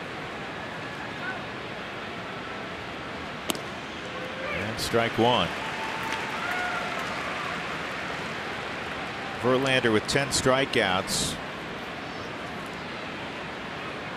It's the 50th time in his career he's hit double digits in strikeouts. And this is to shallow center, and it'll drop, a base hit. So Cargo with 2 outs is aboard for Nolan. Well, Verlander certainly looks like he's on a mission tonight to get to that career win number 200. And I'd love to see Nolan, even though it's not his normal role as a DH. Saw his last at bat, he took 1 pitch. It's too much time in between the dugouts. I'm curious to see how his approach is for this at bat. This is going to be a big at bat for Nolan.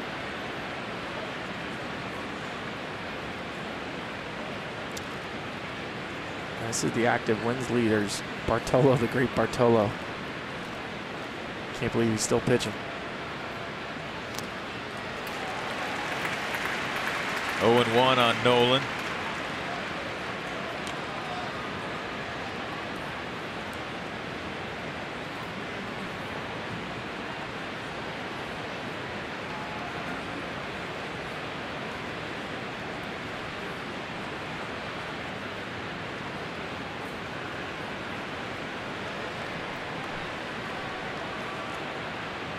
See if Nolan can hit a gap.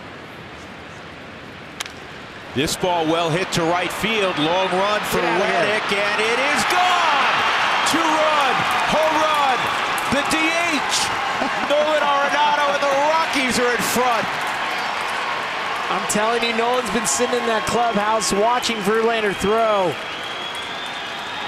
Probably just driving everybody bonkers in there. Go do something. He did. He used the power of Verlander to go Oppo Taco. 30th Jack of the year. And the Rockies lead it 2-1. His last at bat, he took a fastball away. I don't think he knew where the baseball was. It's over the fence. I think you're right. I don't think Nolan saw it off the bat. I think he's telling Ian Desmond he had no idea where it went. Yeah, look. We will follow up on that later. Story takes a ball. That's been the Rockies the last few days and really throughout the year. Every time they're down or seemingly down, something positive happens. And in this case, against the future Hall of Famer Nolan Arenado, 2 outs, goes deep. And this guy, he's getting up 4 singles. He's been almost unhittable. Carving. Yeah. The Rockies have been a giant turkey. Look, Nolan's telling all the guys on the dugout, I didn't know that was a homer. When you're good, accidents happen. Good accidents. 2-2.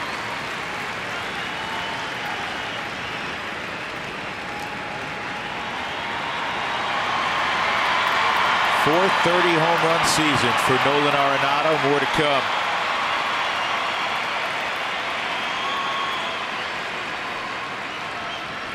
And now Verlander is over that magic number. He's at 102 pitches. And that's to center field, a base hit. That breaking ball didn't have the same bite on it, and that's an 11-game hitting streak for Trevor Story. And this is where the Houston Astros, they have all this data when they start looking at their pitchers. Once you get over 100 pitches, where are you at? You got Peacock on the right side. Guy's had a terrific year on the left side. Tony Sipp. 2 men warming for A.J. Hinch. There's A.J. down on the right.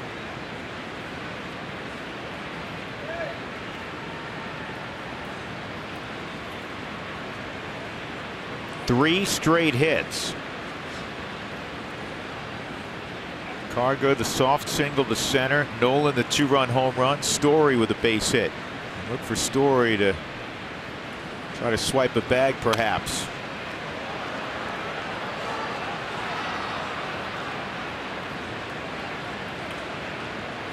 I'll take a look at the StatCast numbers for the Houston Astros defense. Notice Alex Bregman, Parra, was able to draw him in because of an early bunt.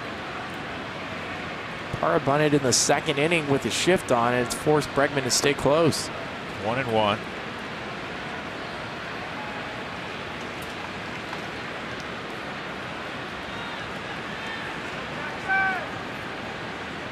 Tony Diaz, first base coach, relaying times to the plate from Verlander to Maldonado. Maldonado really throws well. Yeah, but this is still a great opportunity for Trevor Story to run. You got the defense in a different shift. Gerardo Parra puts the ball in play. About a 1-4 to home plate. I'd love to see Trevor Story run on this. Create some action.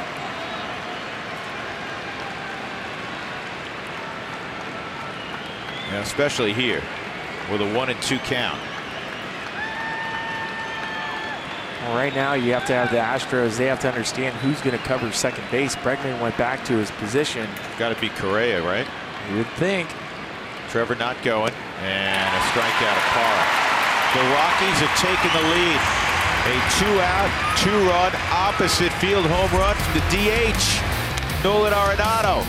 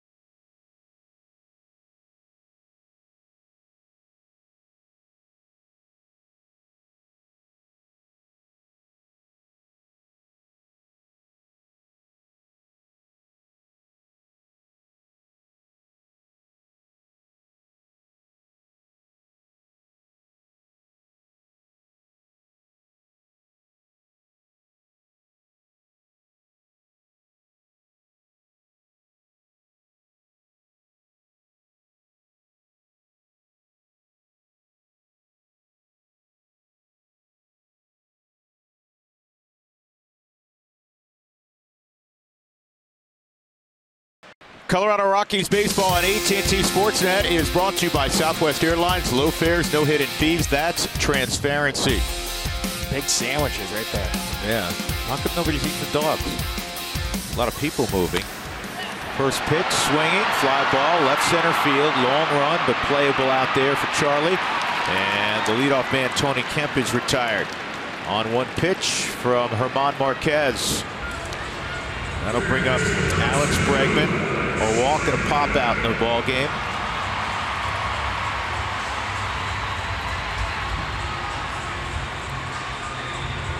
This is one of the most confident young players I have seen in quite some time. And well, he should be confident.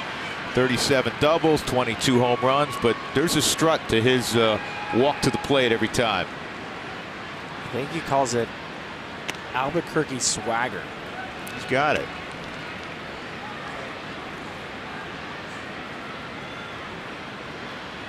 Bregman's younger brother's playing at the University of New Mexico.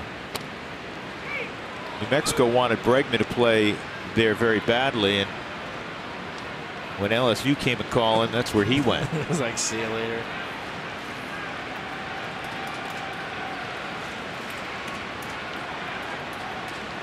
One. And this ball lifted toward the boxes. Fair or foul? Foul ball. That is a perfect illustration of what can happen here in Houston with the Crawford boxes being just 315 feet away. That did not have what I would call ordinary home run distance. No, and you know, I've read some articles on MLB.com that have said there's more homers in Houston that are probably outs than anywhere else in baseball. See you later, Alex. And yeah, speaking of outs, that is what Bregman is now. That is a great slider. Too quickly gone. That'll bring up Correa. Talking about the strikeouts for Verlander. He has 11. His counterpart, German Marquez, has 7. And Marquez and the Rockies up 2-1 now with 2 outs in the 6th. This is a curveball that he doesn't start down. He starts it up. And it almost catches Alex Bregman.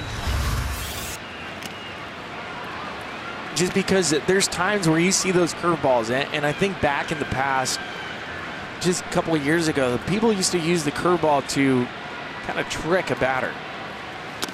Good pitch. And I'll tell you what Marquez has done that Verlander hasn't. As great as Verlander's been tonight,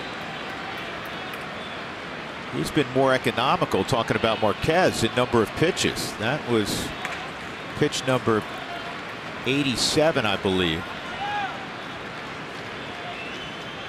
And, you know, the first inning, 19, and since then, been pretty efficient. 2 double plays turned behind him. 2-2. Couldn't get Correa to chase there. He has struck him out twice. Correa just 1 for 13 since coming off the DL.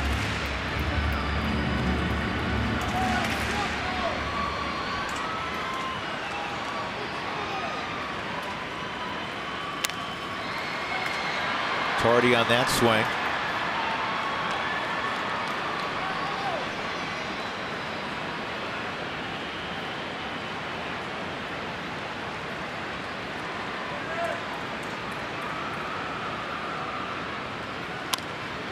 And this is looped to right. Carr goes there, and that's a terrific inning, especially after the 2-run home run by Nolan Arenado. Marquez will get the Rockies to the bat rack quickly.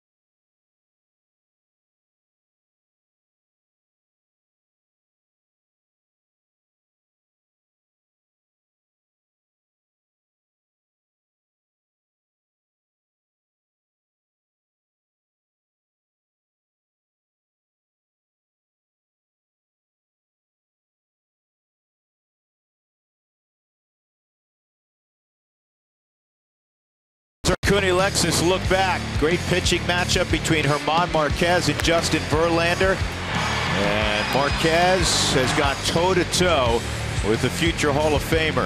In fact, the Rockies now have a 2-1 lead because Nolan Arenado wasn't sure where he hit it initially. He knew he hit it pretty well, though, and it went out of the ballpark to right. A 2-out, 2-run home run in the top of the 6th inning.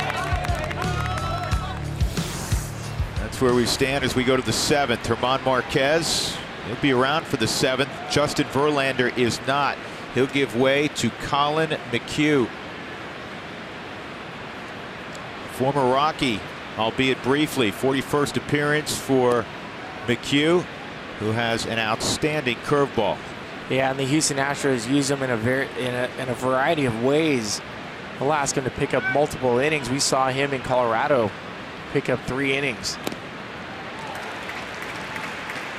Ball and a strike.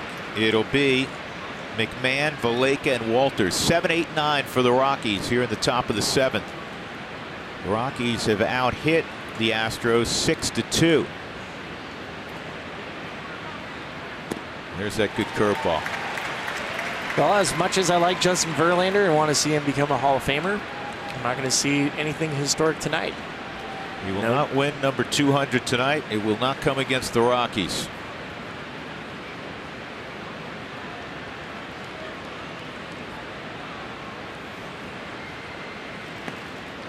That hit his back foot, and McMahon will go to first.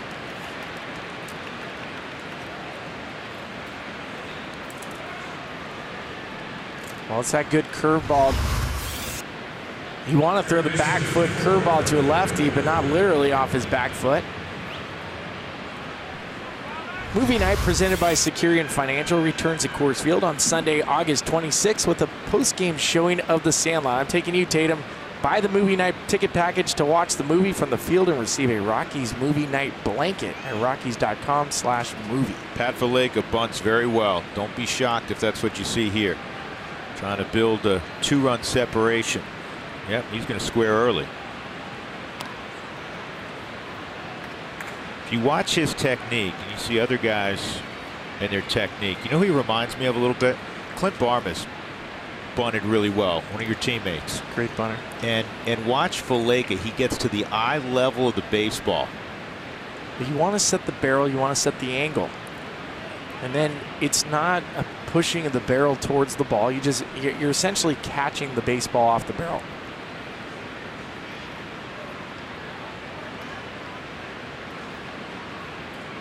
McMahon, solid runner at first. Foul ball. That was fortunate.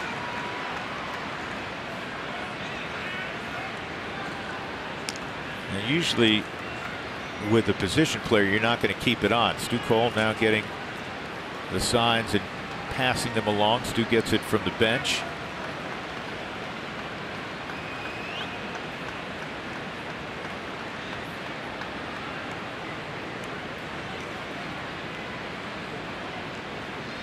Pat a strikeout and a line single to center against Verlander.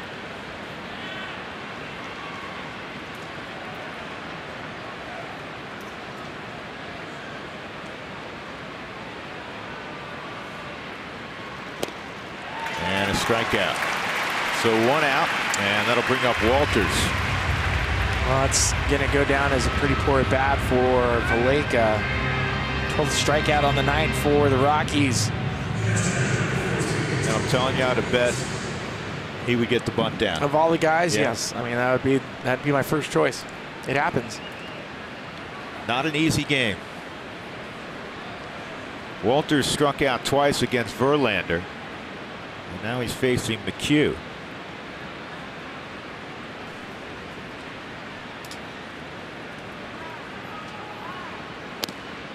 And he takes a strike.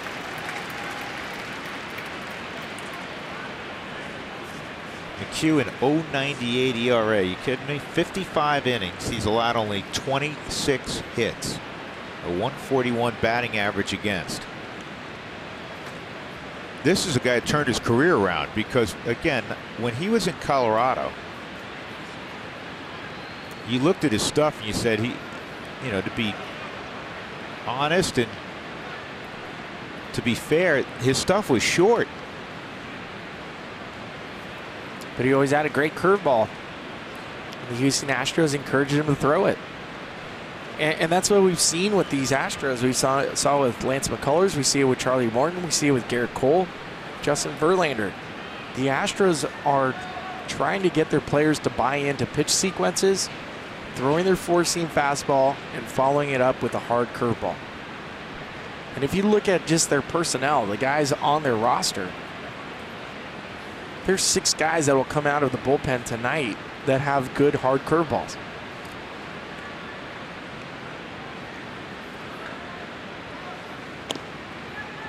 Two and 1 on Tony.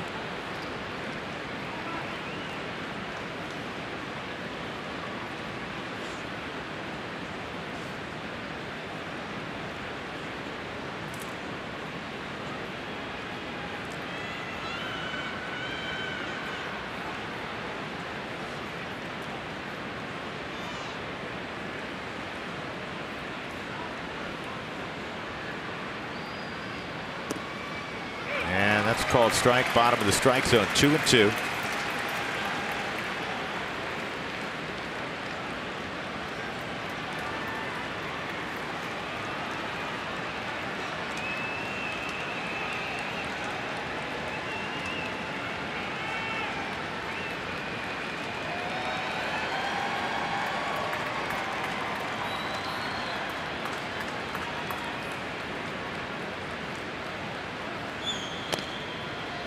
3-2 on Tony. Probably tough, Spilly, to put McMahon in motion. With Tony at the plate, he's got a good eye. But the element of the strikeout, a possibility also.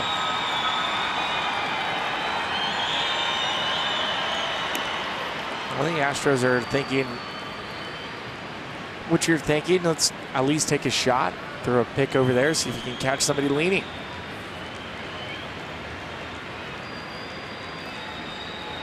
I don't mind any sort of movement. I like it when teams force the issue, force the defense to move, force them to communicate, force the pitcher to throw a strike. He takes off, and this ball's ripped to right, extra bases. This may score McMahon. He'll get a green light at third from Stu Cole. And the throw to the plate, not going to get him. It goes past the pitcher behind the plate, McHugh, but no further advancement. An RBI double. Tony Walters, I'm glad I was wrong. I'm glad he was in motion, and the Rockies have a 3-1 lead. You have to trust your players, even though this is Tony Walters' 5th game since the All-Star break. Give your player and your team a chance. Put somebody in motion. It forces Tony to have a short swing. It's great to see him get rewarded with a double. The McMahon running is so important because it allows him to score on the double. And it's close at the plate. Would have been close. Maldonado couldn't make the catch, though, on a short hop. But he would have scored either way. So McMahon on a double by Tony Walters. What a huge ribby for Tony. Hitting just 155. And he has not had many starts since the All-Star break. We chronicled that earlier. His 19th ribby. That is a huge one. Back in a moment.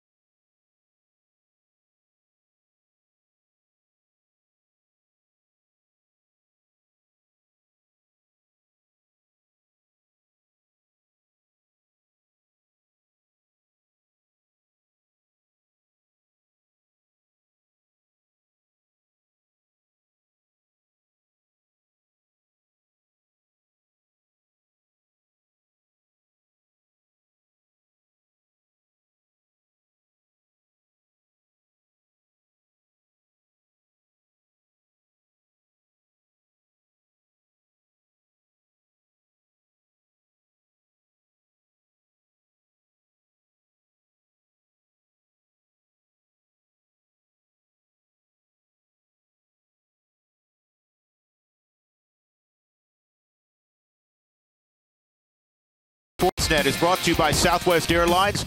Low fares, no hidden fees, that's transparency. And by Wells Fargo. Wells Fargo customers get your 2-for-1 Rockies club level tickets by visiting wellsfargo.com/Rockies. Tony 3 bags with a double, his first ribby since July the 20th. And the Rockies have a 3-1 lead here in Houston. Tony Sipp now comes on. Another guy out of their bullpen who's had a great year. He's facing Charlie Blackmon. And Charlie drives this ball to left field, but it'll be caught out there by Tucker. 2 outs.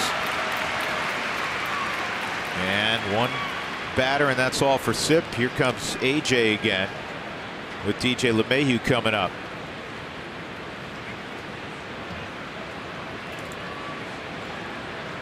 Tony, go ice your arm. That was one pitch.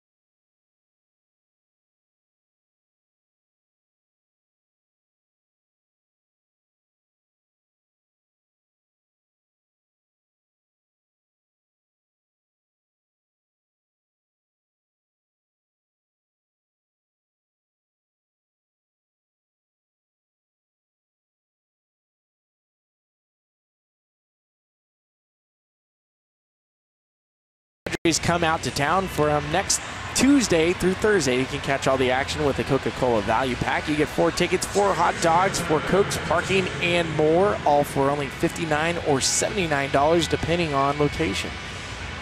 Well, A.J. Hinch going to Brad Peacock, who is pitching as well as he's ever pitched. He struck out 12 of the last 18 batters he's faced over his last 4 outings. Well, this bullpen overall, you know, the rotation, and deservedly so, gets most of the attention. They have the lowest ERA as a rotation in all of baseball, 3.07, but their pen has a 3.03. That's also best in baseball. Here's DJ trying to drive in Tony Walters at second, and that pitch is off the plate, ball 1. DJ had good encounters, strong encounters against Verlander. A line single to center, a fly ball to center, and a line drive to left that was caught by Tucker.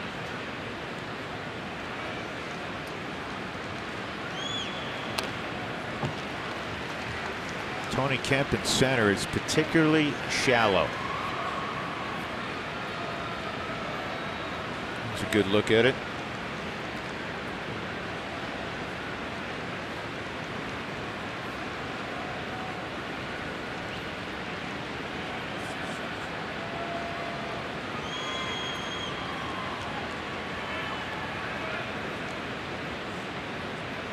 One.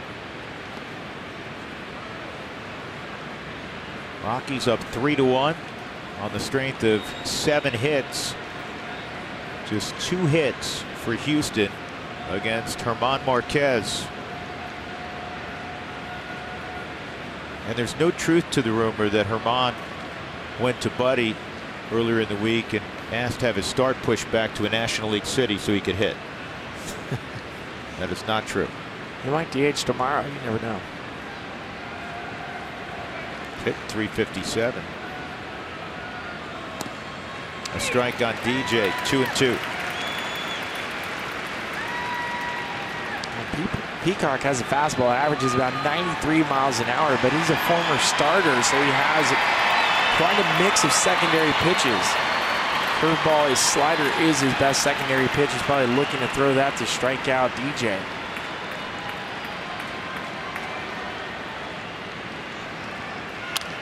Ground ball to second. Gonzalez will throw to first. Rockies get another run. Brian McMahon hit by a pitch leading off. Would score on a double by Tony Walters. 3-1 Colorado. Stretch time. Deep in the heart of Texas.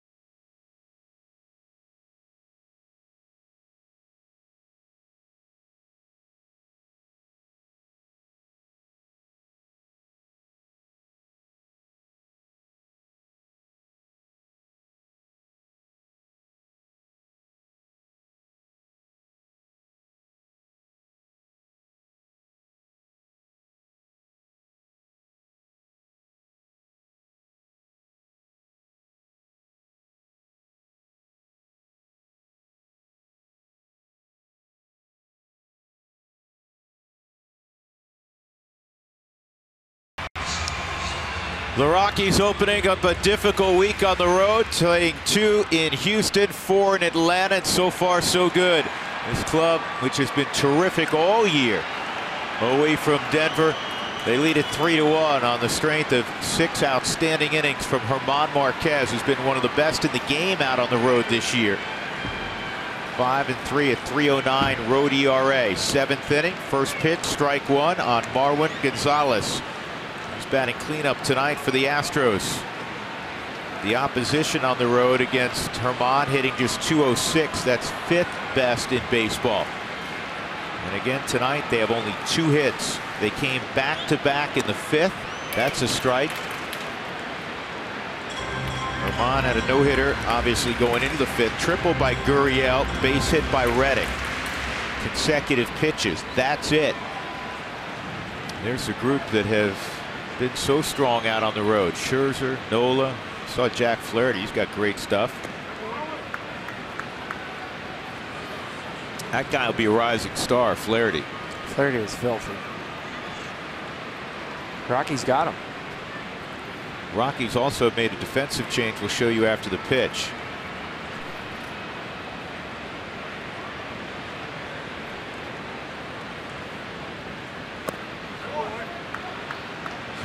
Who's going to catch it? Gonzalez does. Rockies have taken Pat Valaika out.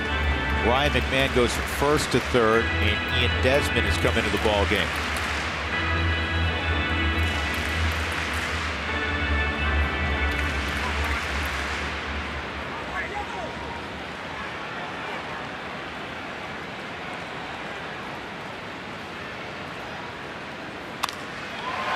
Deep left field, and Parra's got to play it off the scoreboard. It'll be a leadoff double for Gonzalez.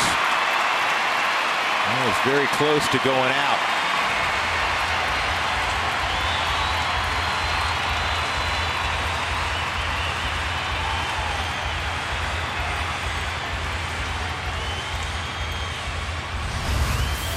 Well, German with 2 strikes. He tries to get Marwin to chase. He doesn't. And Marwin shortens up his swing. We talked about how he's probably the hottest Astro hitter in the lineup right now. Batting average over 360 in the month of August. For Parra in left field, it was a bit of a misplay. Knowing that the ball is going over your head, he got a little too close to the wall. He might have been able to hold him to a single. That left field is so close to a left fielder. You're not used to it. You almost have to play it like the Green Monster at Fenway, where there are a lot of balls that go off the wall that turn into just singles. Here's Gurriel, ground ball to short. This'll help. No advancement.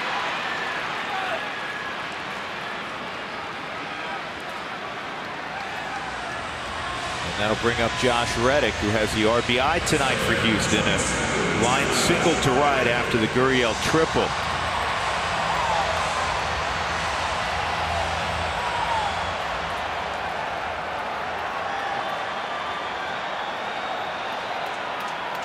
.96 pitches for German.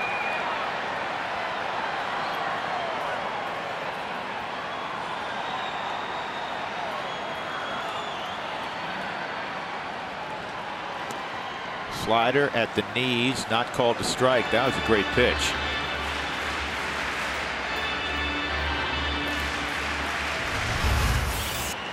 There's been several pitches down in the zone tonight, and it's gone both ways. Verlander missing some spots at the bottom of the zone. I'm sure he would have liked to have had. Now 2-0.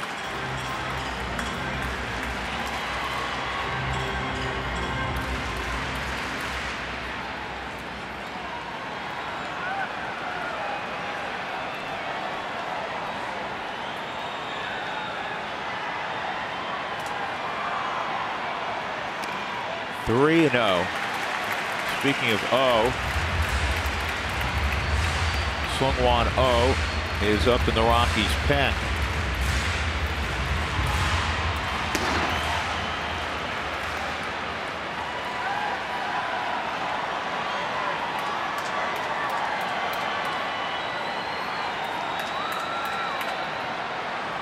Gotta be careful. These guys will swing. 3-1.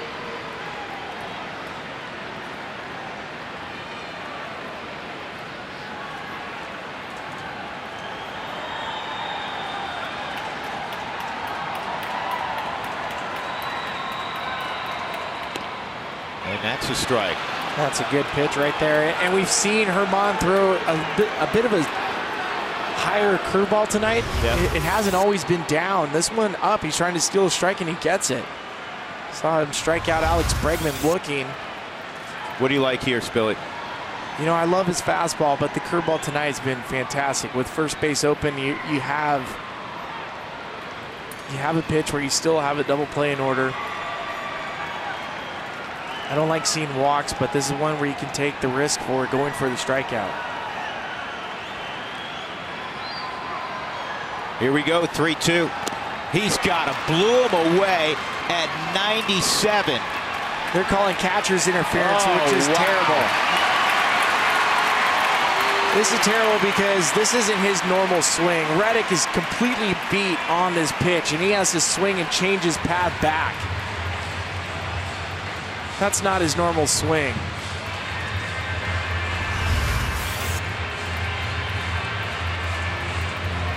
I don't even know if he actually touched his glove or if it's a lace.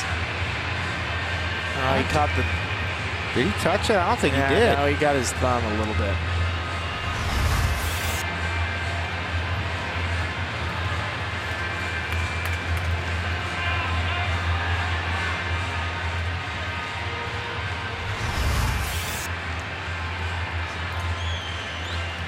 It's hard to tell.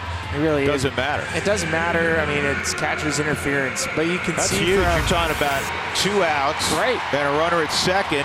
Now you have the go-ahead run coming to the plate. Marquez struck out Reddick, but instead it'll be an E2, catcher's interference. And you have Gaddis coming up. This is not necessarily to pull Marquez out. He wanted to look him in the eye, and he also wanted to give him encouragement to go get Gaddis again. He's gotten him twice.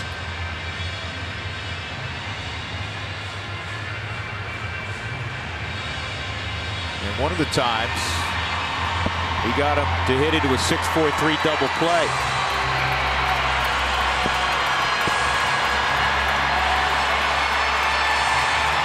Well, in life and in baseball, you have to deal with adversity. The adversity here is you thought you had the second out. Now you're going to deal with the crowd also.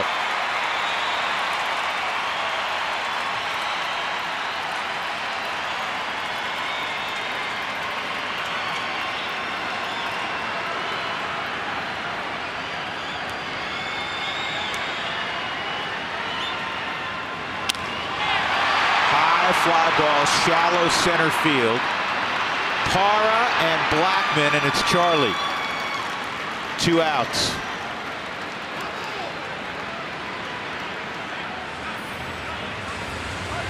Now O is warming up, but Marquez is better against lefties a little bit than O. Righties have a batting average this year in the low 200s against Herman. Lefties have been a little bit over 300, but Herman, a lot of that was done earlier in the year. And I think, you can tell now, Buddy's 100% confident and wants to display that in Herman being able to get the 21-year-old Kyle Tucker. 2 outs, 2 on. And a ground ball to Herman. Set your feet, make a good throw. Inning over. Well done, Herman Marquez. He had to go get 4 outs. What a job by Marquez. Rockies leading 3-1. We're heading off to the 8th in Houston.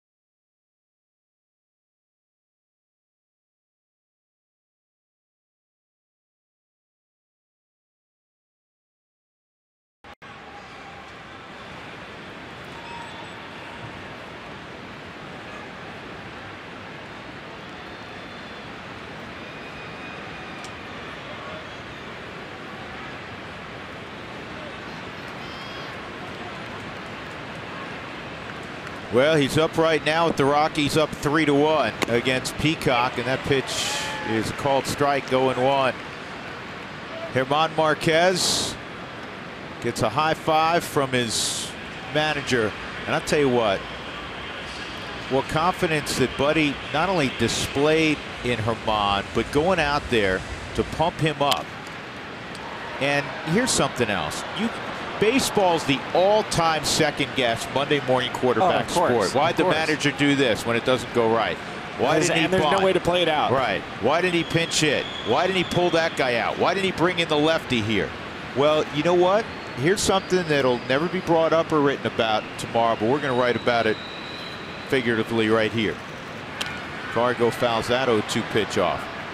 He went out, and instead of going to the bullpen, Sung Won Oh's been terrific in a Rockies uniform, right? Instead of going to the bullpen, he said, no, you're going to get this done. And not only that, the kid went out and got it done. As we said, had to go get 4 outs. That's great managing also. It is, but you saw the reaction German gave Buddy. It was almost as if he was saying, thank you for trusting me so I could do that. That's all a player wants, is the opportunity. And you know this. You want, as you're saying, you want to know your manager believes in you. Yeah, give me a shot. 7 great innings for Marquez. And now Cargo's back even at 2-2. Well, and our eyeballs were telling us the same thing that Buddy saw. He just struck Josh Reddick out. Blew him away with the fastball. All right? Your eyeballs are telling you his stuff is still there. It's still playing.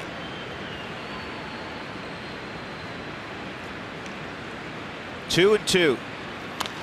And Cargo chops that to first base. Gurriel will win the race. 1 out, and that'll bring up Nolan Arenado. It's time for the Coors Light refreshing finish. The Rockies were down 1-0, 2 outs. Nolan hits it opposite field. Where's the baseball? Can't find it. There it is. It's going over the fence. I'm used to that. 30th home run of the year. Then all of a sudden, the Rockies were up 2-1. It's our Coors Light refreshing finish. Again, Nolan DHing tonight. Shoulder getting better. We chatted with him earlier. You know, he hopes to play defense tomorrow. We'll see. Either way, he's going to get at bats.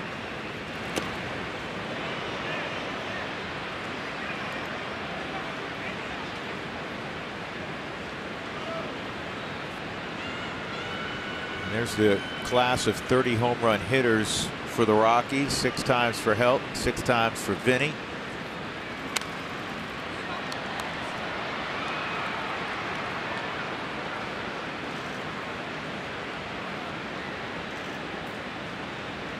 You know, this team has struggled, as we have documented, from the 7th inning on offensively this year. But over the weekend against the Dodgers, the Rockies scored 17 runs. 7 in the first 6 innings in 4 games. 10 runs late. Good sign. They have a run late tonight. 1 in the 7th inning. Looking to add to that. Good pitch by Peacock. 1-2. I like this number. The Rockies have used 7 different DHs during interleague play this year. Charlie's done it. Ian's been a DH. Cargo, Ionetta, Tom Murphy, Raimel Tapia, and then tonight, Nolan Arenado. Nolan out of necessity tonight, because ordinarily, you know, you want his Gold Glove naturally at third base. But the other instances, Buddy's taken advantage of an opportunity to keep guys he wants hitting in there, but to give them a day off from running around the field for 9 innings or 3+ hours.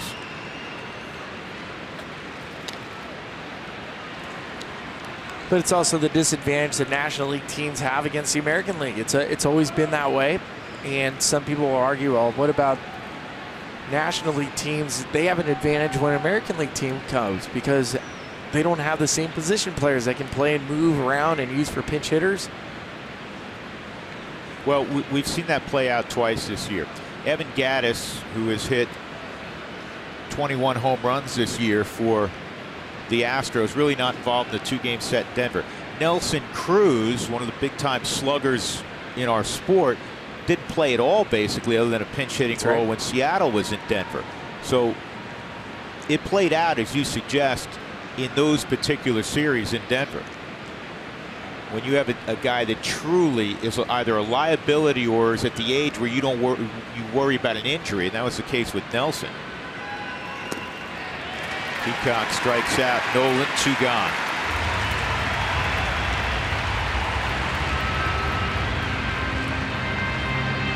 This sets up for the Rockies as they would like to see it. Adam Ottavino, well rested, will handle the 8th inning, and Wade Davis the 9th inning. It's Otto doing his thing. Trevor Story, a base hit to center in the 6th inning. Now has an 11-game hitting streak. How about hitting a Texas-sized home run back in your home state? He's already done that once. Might as well do it again. The opposite field home run Trevor hit. His folks are down. His brother's down from the Dallas area. He's got other family that actually lives in the Houston area. 1-1.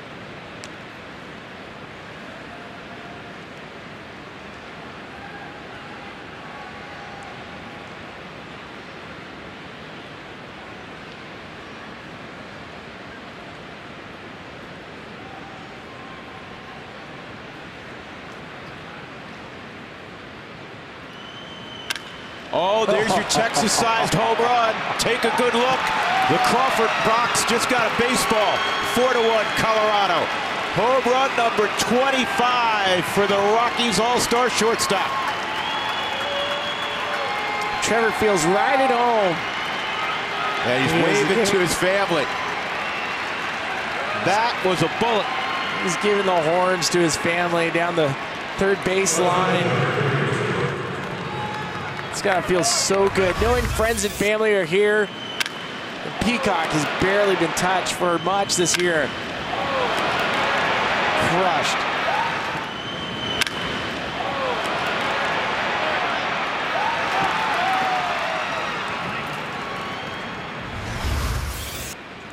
Did he flash the horns? He did rounding third. Even though he's going to go to LSU. Yeah, well, yeah, but UT had signed a shortstop already. He wanted to go to UT.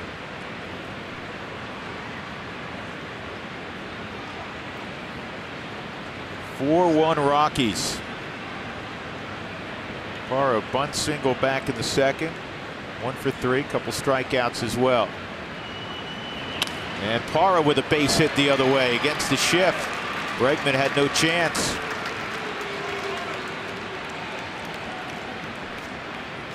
Here's Trev coming around third, looking at his family. Told you, hook him. Yep. He hooked that baseball into the seats.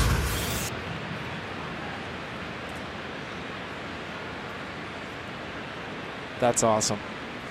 That's great. Now he's got a home run in Arlington. He's got a home run down here in Houston. Gotta love it. Great day to be a Story. Yeah. Teddy Story's in the house. Mally Crow, Trevor's fiance. 1 strike on McMahon.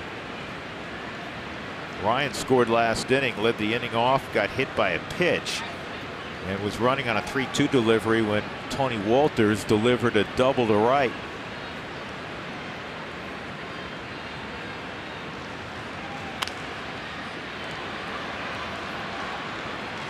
Gotta love late add-on runs, Billy. Well, they're backbreakers, especially for a team like Houston that's been reeling at home. They're not expecting the Rockies to come out here and punch them back as hard as they were against a guy like Justin Verlander. Peacock has barely been giving up any sort of hits. And the Rockies have taken advantage. I mean, you have Tony Walters with the huge double after Ryan McMahon gets hit by a pitch. How about this? The Rockies home run by Story. Their 79th road home run this year in 61 road games. they've only hit 100 road home runs once in their history, back in '97. Humidor doesn't apply because those are road home runs, but it's happened once. That's strike 3 on McMahon. Trevor Story wears 27 on his back, closing in on that number this year in home runs. This is number 25. Line shot, no doubter. The Rockies in the 8th, leading 4-1. They're hooking them down here in Houston.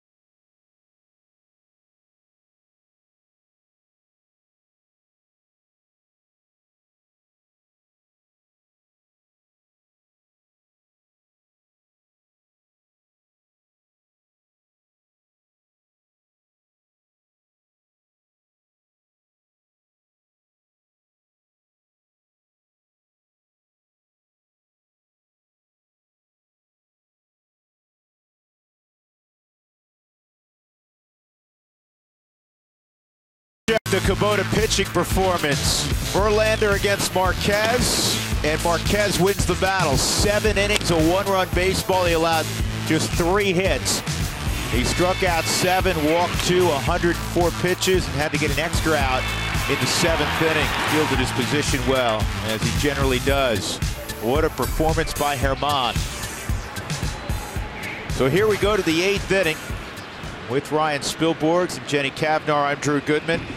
And pinch hitting is Tyler White in the 9th spot. And the slider got a piece of the zone, but it's called ball 1 from Adam Ottavino. Tyler White hitting for Maldonado.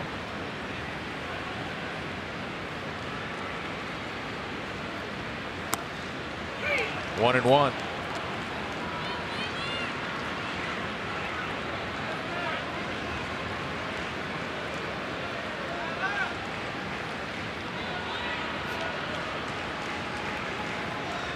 Arizona up 6-3 against the Rangers tonight.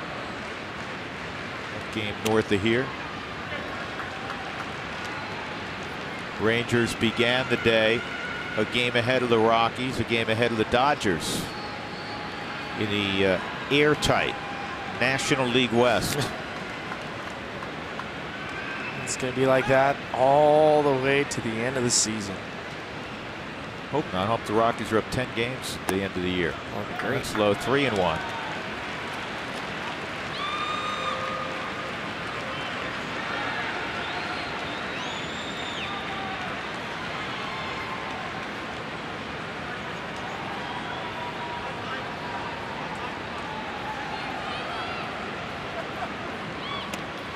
That's high, and a leadoff walk by White. So this is the 3rd game the Rockies have faced Houston, the defending world champs. Look what the starting pitching has done so far. Tyler Anderson will have the baseball tomorrow. Tyler Anderson, 7 1/3, 1 run. John Gray, 7 innings, 1 run. Tonight, Herman Marquez, 7 innings, 1 run. Is that good? That's really good. You know, and every time you match up with Houston, you're going to talk about their rotation, and well, you should. the best in baseball. And the Rockies have not only pitched right with them, they've pitched a little better than Houston. There's a strike on Tony Kemp.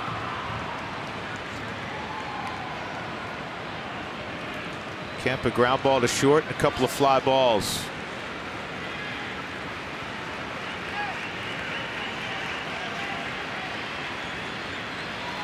(4-1) Colorado.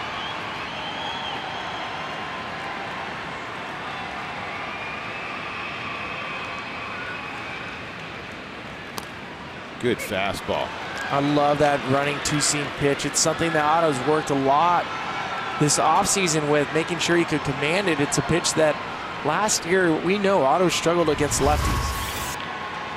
But this fastball that he has now with the ability to run it back and just get the jackknife that lefties do when they see that pitch coming in.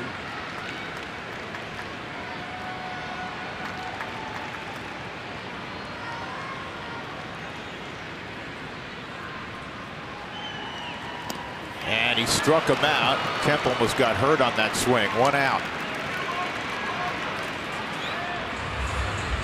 That was nasty. Good sequence, 2 good fastballs, and then he threw the nasty slider down and in. Well, it's great to see him bounce back the way he has overall, number 1, and number 2. A big part of that, as you were discussing, his ability to get lefties out this year. And here's a right-handed hitting player who's pretty darn good, Alex Bregman. 0 for 2 and a walk tonight. Good block by Tony.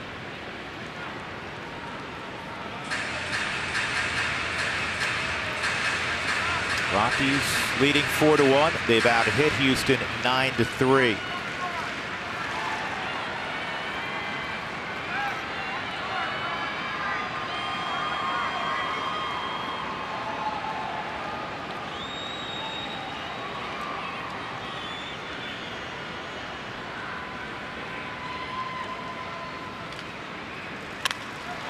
Fly ball to left field. Here's Parra. 2 outs. Watching Bregman the last 2 at bats, you can see he knows when he's at Minute Maid Park, he's trying to get the bat head out and hook it into that Crawford box.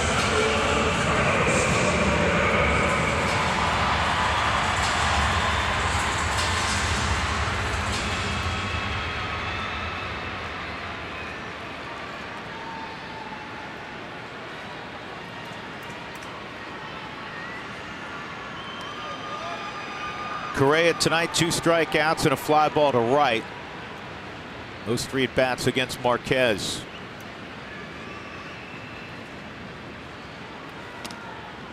Pulled the fastball a bit at 94.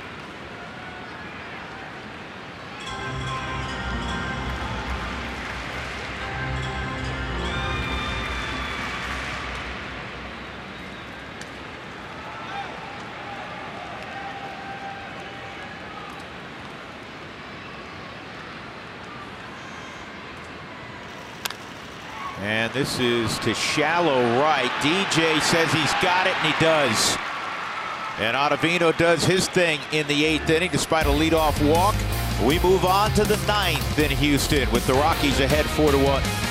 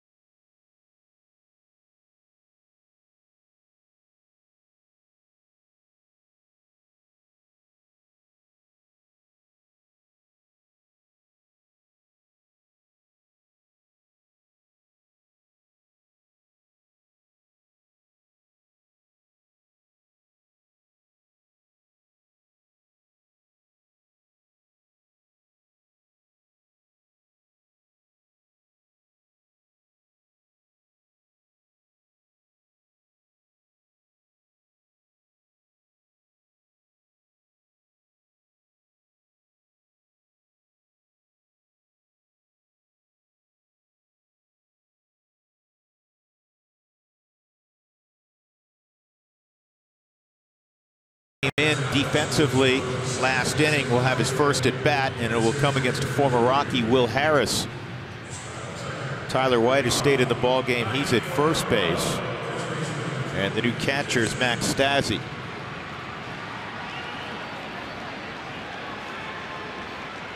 Numbers on the former Rocky: 47 games, a 248 average, about league average this year.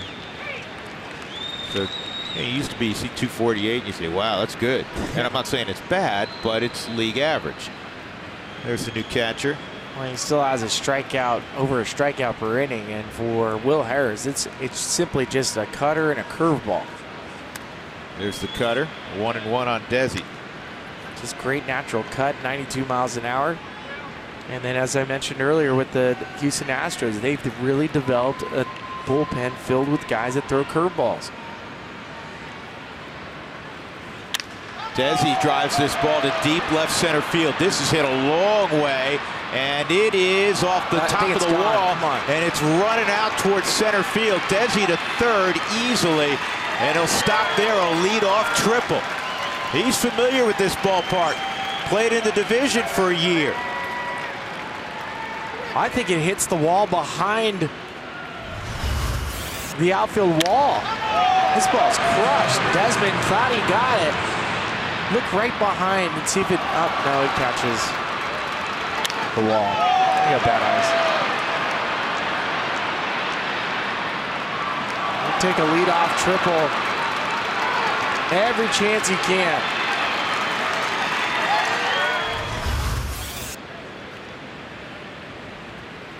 So Tony Walters, who had his first RBI in his last at bat since July 20th, has an opportunity for a second ribby here with the infield in.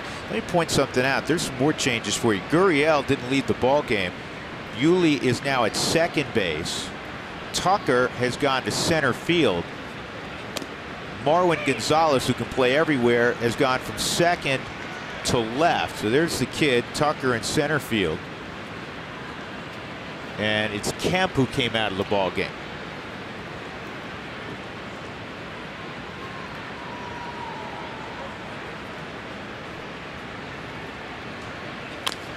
And this is not going to get the job done. 1 out. That'll bring up Blackman. The first 15,000 fans on Friday, August 24th, will receive a Charlie Blackman beard beanie, courtesy of the Colorado Beef Council and KOA News Radio. It looks great. Best part, you can take it off. Charlie can't.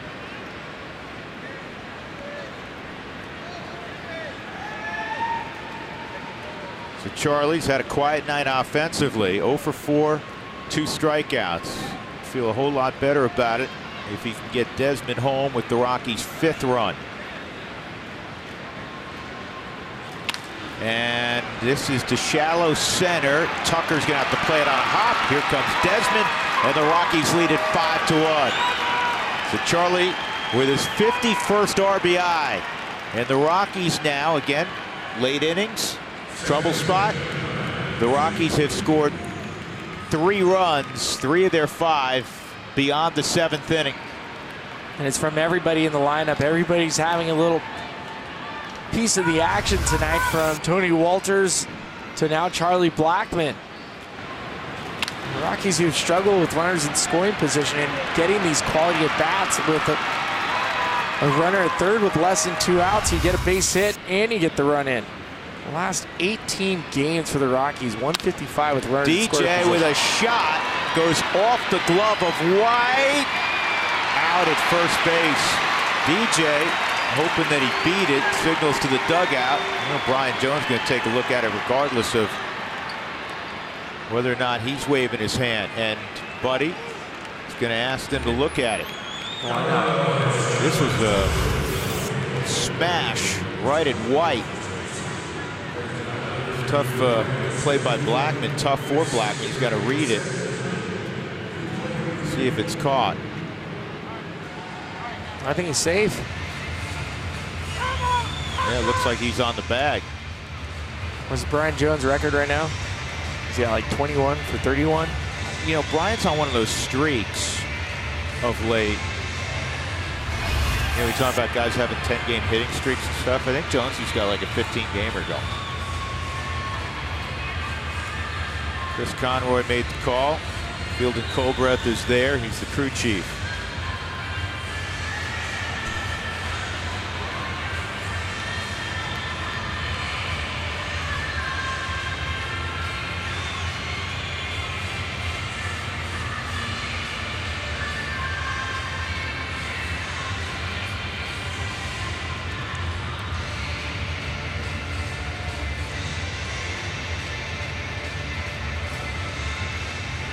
Safe. Take that hit. Through DJ LeMahieu. Brian Jones strikes again. That's sweet for DJ, and it's sweet for the Rockies. It's sweet for the Rockies because you're first and second with one out. That's the best angle of it and the best view. Clearly DJ was safe, so now there's 2 on, 1 out, and here's Cargo, who's 1 for 4, scored a run in the 6th inning, came around on the Nolan 2-run home run. The Rockies were down 1-0 at that point. Justin Verlander looked close to unbeatable. How about the Rockies now, Spilly? On a night Verlander was dealing, they now have 5 runs on a dozen hits. And that bullpen that came in, not chopped liver. Nope. Lowest ERA in baseball. 1 ball, 1 strike.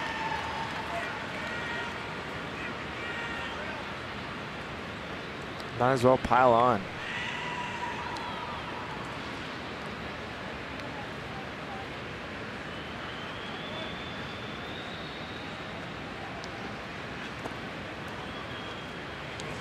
Rockies have Wade Davis and Brian Shaw now. I think if it stays 4, you'll see Wade. But if you see Cargo or Nolan come through here and produce another run at least, they save some bullets on Wade Davis. And this is a broken bat, and it takes a funny hop. That was a smart play by Correa and really good hustle by DJ. Charlie was in no man's land. There's nothing he can do. The key there was DJ. Watch DJ in the right of your picture. He's got to read it also, but once he sees it drop,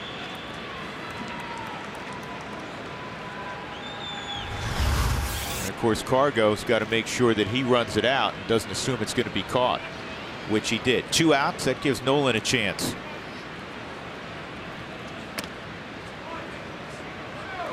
It's one of the funnier pictures, and Spill, you were all over it. Nolan, when he hit that home run, for a split second didn't know where he hit the ball. Have you ever hit a ball fair that far? Nope. And not be sure that it was well squared up and where it was? Well, we know Nolan likes to keep his head down through contact, which allows him to get and push that front shoulder through the baseball.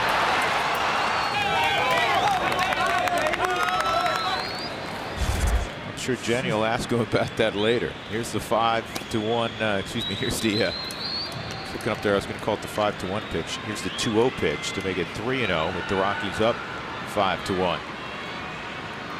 Stories on deck if Will Harris were to lose Nolan.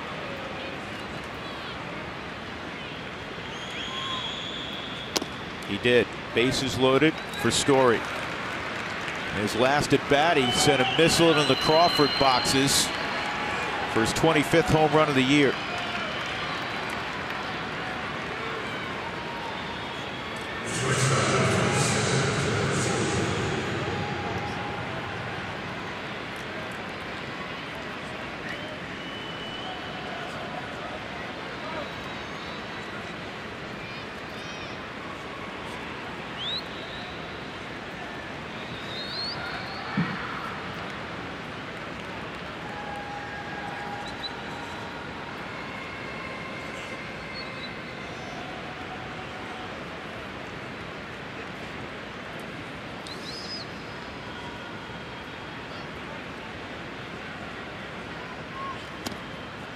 And a curveball for a strike. Well, the Rockies drafted Will Harris back in 2006 in the 9th round.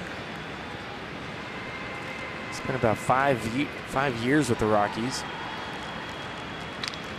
Made it to the big leagues back in 2012, and then was claimed off waivers from Arizona, and then claimed off waivers again by Houston Astros. 1-1 on Story.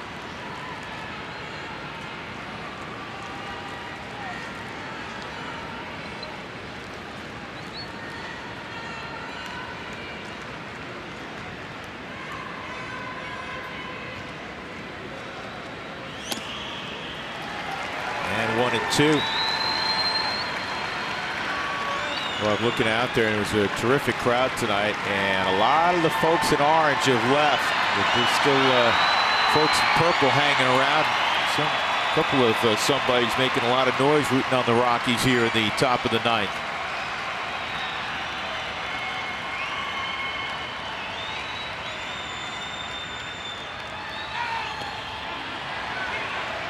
And Story went, according to first base umpire Chris Conroy. So the Rockies leave them loaded in the 9th. They do get a run. They have a 5-1 lead. They need 3 more outs.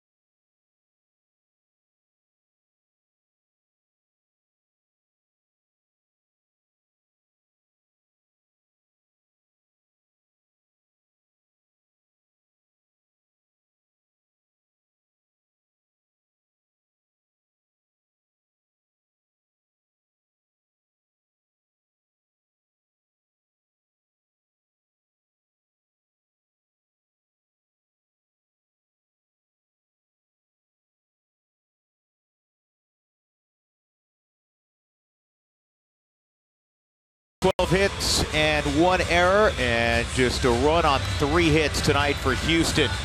Who Wants Tacos fans, follow us at AT&T Sportsnet RM on Twitter to receive alerts for the Rockies Taco Special when the Rockies score 7 or more runs. They were a hit away from doing that, by the way, in the top of the 9th. One would imagine if the Rockies got that bases loaded knock. But more importantly, they're looking at Wade Davis now.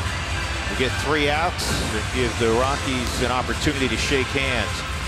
Adam Ottavino pitched a scoreless 8th inning for his 25th hold this year, which is tied for 3rd most in the National League. It'll be Marwin Gonzalez, Yuli Gurriel, and Josh Reddick for Wade here. With the Rockies up by 4 runs. Well, we saw in Wade Davis's last outing against the Dodgers, he was extremely aggressive in the strike zone. He's had several conversations with Buddy about that.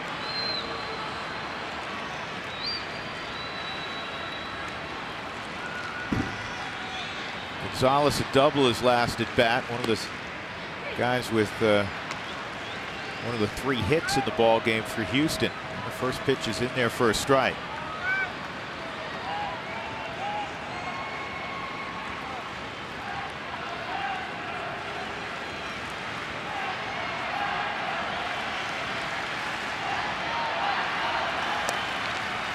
Inside 1-1. Spilly, at the top of the broadcast, we were talking about what a wonderful weekend it turned out to be for the Rockies after the heartbreaking loss on Thursday.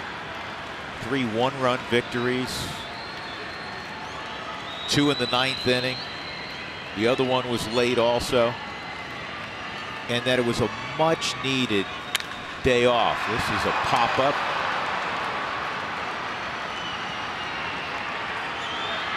One out.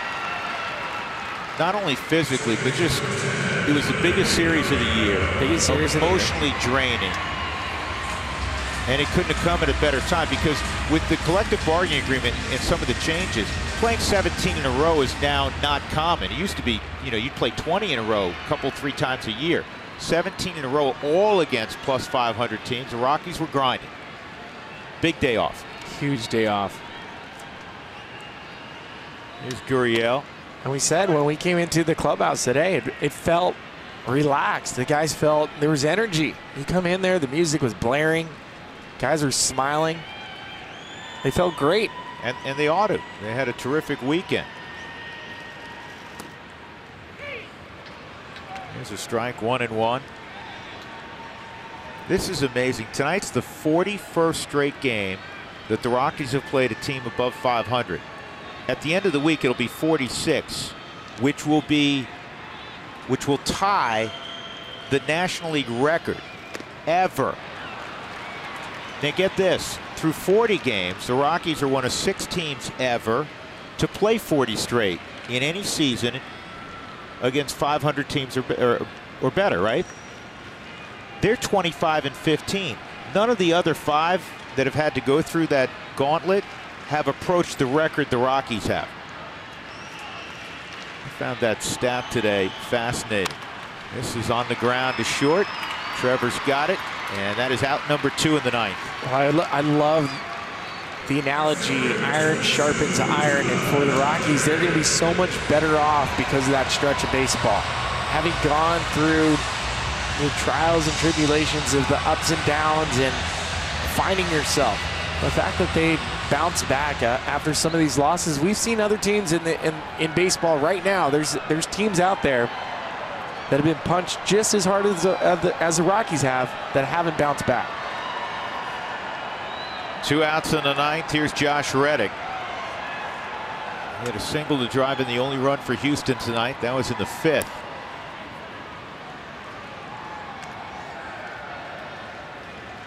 Ball 1 on Reddick. The streak will end after the Atlanta ball game on Sunday, because the Rockies on Tuesday will open up a homestand against the Padres.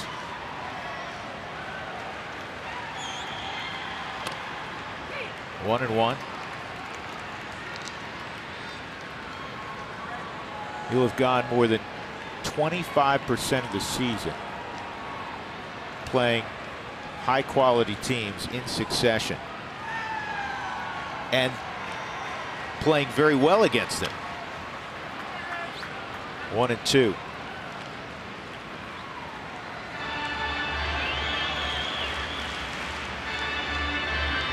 Tomorrow, Tyler Anderson against Garrett Cole. Will be another high quality pitching matchup. 1-2 outside, 2-2. Tyler, you know how good he's been, and Garrett Cole coming down from Pittsburgh. He's been splendid in the American League in his first season there. 2.75 ERA. He's well over 200 strikeouts. 2-2.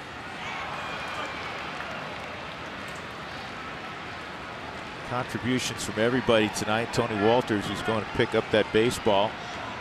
Tony, a huge double to drive in a run. Oh, you're just talking about the stretch of baseball that the Rockies have been on.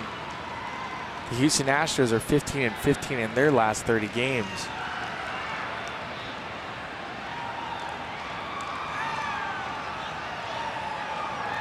Two. 3-2. How strange it must be for Nolan. He just showed a shot at him. 2-run home run as a DH tonight. To just hang out in the dugout, and all the guys in purple are out on the field. Well, that's what I'm hoping Jenny's going to ask him. What did he do? Did he go to Torchy's? Did he make tacos? got him. Ball game over. What a way to start another difficult week for the Rockies. One of the more impressive wins of the year. A total team effort. Exceptionally well pitched by Germán Marquez for 7 innings as he outduels the great Justin Verlander, and the Rockies win it 5-1. That's 9 straight home losses, by the way, for the Astros. The Rockies improved to 64-55 on the season, continuing to put